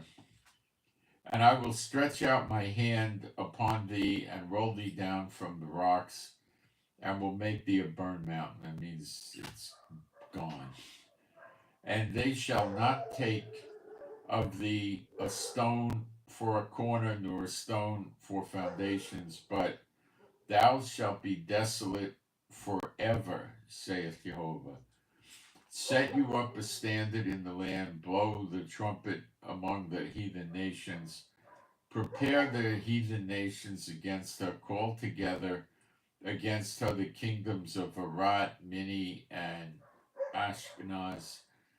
Those are the stand countries that have defense pacts with Russia. Appoint the captain against her, cause the horses to come up as the rough caterpillars. Trump was talking about caterpillars invading America, which I believe would be the sleeper agents, but prepare. The horses are not going to be a threat to us by themselves as people riding on the horses. So prepare against her the nations with the kings of the Medes.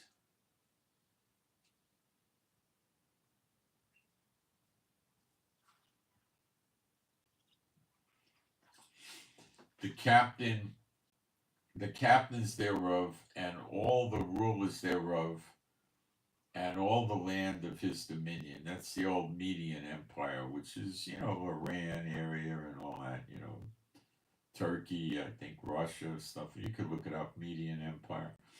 And the land shall tremble in sorrow, for every purpose of the Lord shall be performed against Babel, to make the land of Babel a desolation without inhabitants. They're going to be scared. The mighty men of Babel have forbidden have forborne to fight. This happened to the Jews with Hitler. They were afraid to fight. This is going to happen to the armies and the law enforcement people and so forth in probably survivalists, preppers, militias over there. They're going to be afraid to fight. They remained in their holds. That's their bug out locations or holed up in their houses or something like that. Their might have failed. Their strength has failed. They became as women. They have burned her dwelling places. This is them burning your houses in America. Her bars are broken. The bars on the businesses and the houses are broken. One post shall run to meet another, and one messenger to meet another, to show the king of Babylon, the president, that his city is taken at one end. That's Washington, D.C. I told you it's Washington, D.C. The word for taken is takad, captured, seized. Could be Russia attacking them and then the sleeper agents come. And that the passages are stopped and the reeds. Now, I had a dream, I don't know, 10, 11 years ago. It was a vision or a dream or both. It was during the day. And what I saw was the White House, and there were people at the White House gates. Now, I thought they were militia people, but now that I'm reading it, could be something else. And the Secret Service people came out and opened the gates, and they said, "Look, we stand down." And they wanted to know where the president was. And he said, "He's not here. He left on a helicopter. He left. We don't know where he went." And we stand down. And kept saying, "We stand down." In other words, he wasn't fighting. He was saying, "We're not fighting you. The city is taken at end." The word "one" is added in. City is taken at end. So what does it say? To meet another, to show the king of Babylon that his. So they didn't get him, apparently, but he does surrender. So he might have been somewhere else. I don't know. Maybe he was in another part of Washington. I don't know. And that the passages are stopped, and the reeds they have burned with fire, and the men of war are affrighted. They're real scared. For thus saith Jehovah of armies, the Elohim of Israel, the God of Israel, the daughter of Babylon is like a threshing floor. It's time to thresh her, yet a little while, and the time of her harvest shall come. The threshing floor separates the wheat from the chaff. The chaff is the garbage, and they don't want it. It's burned up. And the rest of it is the harvest. And that's the exodus out of America to Israel, which I assume would stop in the wilderness. Maybe not for that. I think this will begin the great exodus. That's my thoughts. Nebuchadnezzar, the king of Babel, has devoured me. He hath crushed me. He hath made me an empty vessel. He hath swallowed me up like a dragon. He hath filled his belly with my delicates. That's the artifacts in the temple. He hath cast me out. He's referencing the old Babylon, attacking Israel. But it's the same unclean spirits behind the old Babylon and the daughter of Babylon. That's the key you got to understand. One of the keys. The violence done to me and to my flesh, so that's Jehovah and the Israelites, be upon Babel. And the inhabitants of Zion say, and my blood upon the inhabitants of Chaldea shall Jerusalem say. Now, could they be saying this because it happened thousands of years, 3,500 years ago or something like that? Or is it because America's doing evil things to Israel now? Well, could be both. Could be evil things now. I I know they're doing evil things to Israel now, and Netanyahu's not walking right. Therefore, thus saith Jehovah, behold, I will plead thy cause and take vengeance for thee, and I will dry up her sea and make her springs dry. And Babel shall become heaps, a dwelling place for dragons, an astonishment and a hissing without an inhabitant. There's some mockery on these unclean spirits, you know. They shall roar together, the lions, they shall yell as lions' whelps. In their heat, and that word is cham, and when it's summertime, you meet somebody, you say cham hayom, you say it's hot today, cham. It means hot. Heat or hot. In their heat, I will make their feasts. So I think it's their perversions, their satanic rituals or something. And I will make them drunken that they may rejoice and sleep. So they're going to make them drunk and they'll be relaxed and they're going to go to sleep when they shouldn't. That they may rejoice and sleep. A perpetual sleep. They're not going to wake up and will not wake, saith Jehovah. It's hard for me to imagine all of this, but you got to believe it. It's in the Word. I will bring them down like lambs to the slaughter. Lambs don't fight back. Like rams with the he-goats. How is Sheshach taken, and how that goes back to the old Babylon, an old demon from there, or it's a city, or both. I know it's a city, I believe. And let's see what it is. One or the other.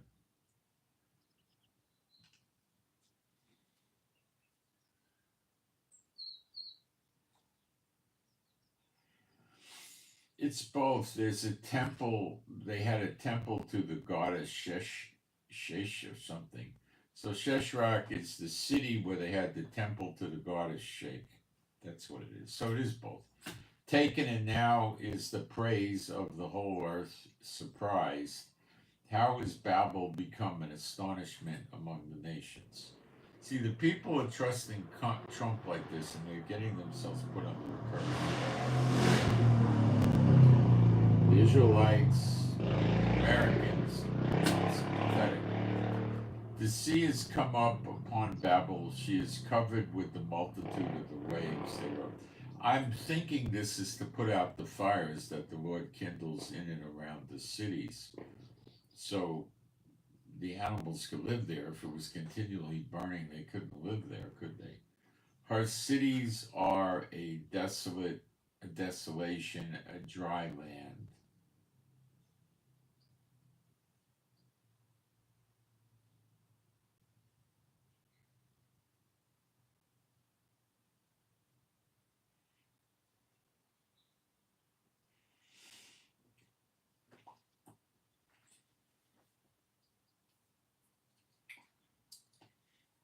A dry land and a wilderness, a land wherein no man dwelleth, neither doth Son of Man pass thereby. And I will punish Bel in Babylon. That's the demon that was in Babylon, that was in America. And will bring forth out of his mouth that which he has swallowed up. Now that might be the people they're preventing from leaving America to go to Israel. Maybe. Likely, but maybe not. And the nations shall not flow together any more unto him. How did the nations flow together to the daughter of Babylon? Well, aside from they all have embassies in Washington, D.C., they go to the United Nations in New York and meet there. That's probably what it means. Flow together any more unto him. Yea, the wall of Babylon shall fall. So there are more and more of these illegals that aren't in America that are going into Mexico are going to come in. And they're going to loot, plunder, pillage, rape, murder, steal everything. My gang, gang cartels and stuff. My people, go you out of the midst of her, and deliver you every man his soul from the fierce anger of Jehovah, and lest your heart faint and you fear, for the rumor that shall be heard in the land, a rumor shall come 1 year, and after that, in another year, shall come a rumor, rumors of wars, I guess, and revolution, stuff like that, and violence in the land, ruler against ruler. You're going to see this. You're going to have some type of civil war in America. We haven't seen it yet. So I don't think this is going to happen tomorrow, but it could be pretty soon. And the ruler against ruler doesn't mean there's going to be a decisive winner. They may just be clashing, and then the sleeper agents join in, Russia joins in, China, and a whole bit. Therefore, behold, the days come that it will do judgment upon the graven images of Babel, and her whole land shall be confounded, and all her slain shall fall in the midst of thee. Remember, it says, those of you that survived the sword, let Zion come to mind. So you're going to be there at least through the ruler fighting ruler. Maybe the invasion enemy armies too, or someplace in between, I don't know. Then the heaven and the earth and all that is therein shall sing for Babel, for the spoiler shall come unto her from the north, saith Jehovah. That would be north of Israel.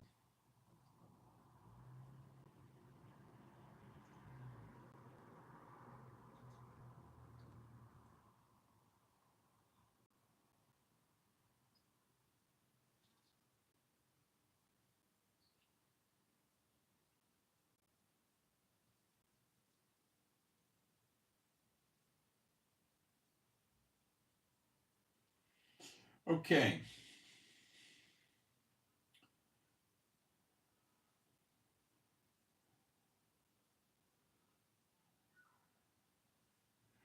As Babylon hath caused the slain of Israel to fall, you see, I believe Biden and Netanyahu allowed this October 7th thing to happen. And I believe the wars are being dragged out to punish Israel more and more rockets, more missiles, to try to get people to leave Israel. As Babylon hath caused the slain of Israel to fall, so at Babel shall fall the slain of all the earth. Well, it's all the land. It could mean the whole earth. Probably mean, it doesn't make sense the whole earth. It means the land of Israel, of America, I believe. You that have escaped the sword, go away, stand not still. Remember Jehovah afar off, and let Jerusalem come into your mind. There you go. We are confounded because we have heard reproach. Shame has covered our faces, for strangers are come into the sanctuaries of the Lord's house. This could be the next temple. It's a possibility. And it could be a reference back to the old temple when the Babylonians came in and stole everything out of it. And I think it's a reference to that. I don't think Elijah would let them come into the temple. So I don't believe it's that. I think it's a throwback to the past. Again, to get the same unclean spirits. Wherefore, behold, the days come, saith Jehovah, that I will do judgment upon her graven images, and through all her land the wounded shall groan. Though Babylon should mount up to heaven, and though she should fortify the height of her strength, yet from me shall spoilers come unto her, saith Jehovah. It says unexpected. It's just, there's no way getting it. Spoilers can be looters, pillagers, and destroyers, and all of the above. A sound of cry cometh from Babel, and great destruction from the land of the Chaldeans, because Jehovah hath spoiled Babel, and destroyed out of her the great voice, when her waves do roar like great waters, a noise of their voice is uttered. Because the spoiler is come upon her, even upon Babel, and her mighty men are taken. Every one of their bows is broken for Jehovah Elohim of recompenses, payback, reap what you sow, shall surely requite. And I will make drunk her princes and her wise men, her captains and her rulers and her mighty men. They shall sleep a perpetual sleep and not wake, saith the King, whose name is Jehovah of hosts. Thus saith Jehovah of hosts, the broad walls of Babel shall be utterly broken, and her high gates shall be burned with fire. I don't know how you're going to burn these walls because they're concrete and steel, I think. I don't understand that. But maybe there's other walls, I don't know. And the people shall labor in vain, and the folk in the fire, and they shall be weary. People in America are weary now, but they ain't seen nothing yet. See, the bad things happen to the Jew first, and the good things. The bad things are happening to Israel. It's going to transfer to the world. And we're pretty weary here in Israel, believe me. The word which Jeremiah the prophet commanded Sariah, the son of Neriah, the son of Messiah, when he went with Zedekiah, the king of Judah, into Babylon in the 4th year of his reign, and this Sariah was a quiet prince. So Jeremiah wrote in a book all the evil that should come upon Babel, even all these words that are written against Babel. And Jeremiah said to Sariah, when thou comest to Babel and shall see and shall read all these words, that's talking about him going on the Babylonian captivity, then shalt thou say, O Jehovah, thou hast spoken against this place to cut it off, that none shall remain in it, neither man nor beast, but that it shall be desolate forever. And it shall be when thou hast made an end of reading this book, that thou shalt bind the stone on it and cast it into the midst of the Euphrates, and thou shalt say, thus shall Babel sink, and shall not rise from the evil I will bring upon her, and they shall be weary. Thus are the words of Jeremiah. It can't be the old Babylon, because I told you how it got destroyed. There was no those of you that survived the sword. There was no fighting. They took it over peacefully. It wasn't that. All right? Forget that. All right. Let's see what is going on chat-wise, if there's anything that I need to look at. That was quite a long, heavy Bible study.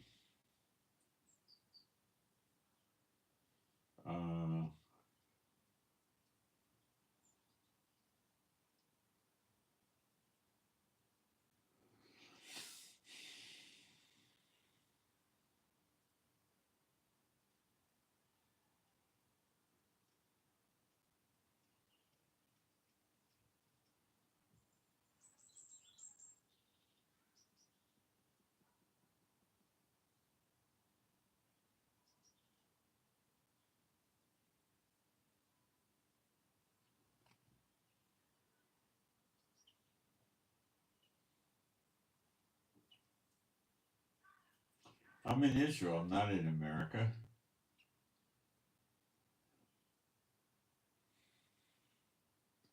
The safest place these days is Israel, but it doesn't look that way.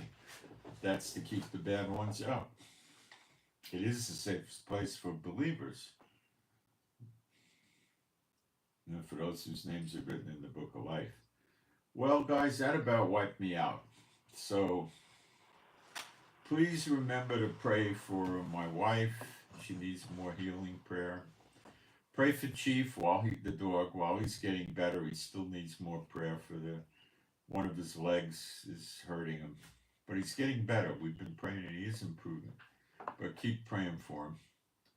And pray for and do spiritual warfare for these frauds that are trying to harass me and my wife, okay? And keep your spiritual warfare going. Keep it going. Don't stop with it, okay? Remember what I was teaching you the last 2 or 3 days. Keep pounding them. Don't give up. Don't get bored with it. Don't go away from it, because then you're going to get more weary. Pound them, pound them, pound them, pound them. Okay? Keep it going.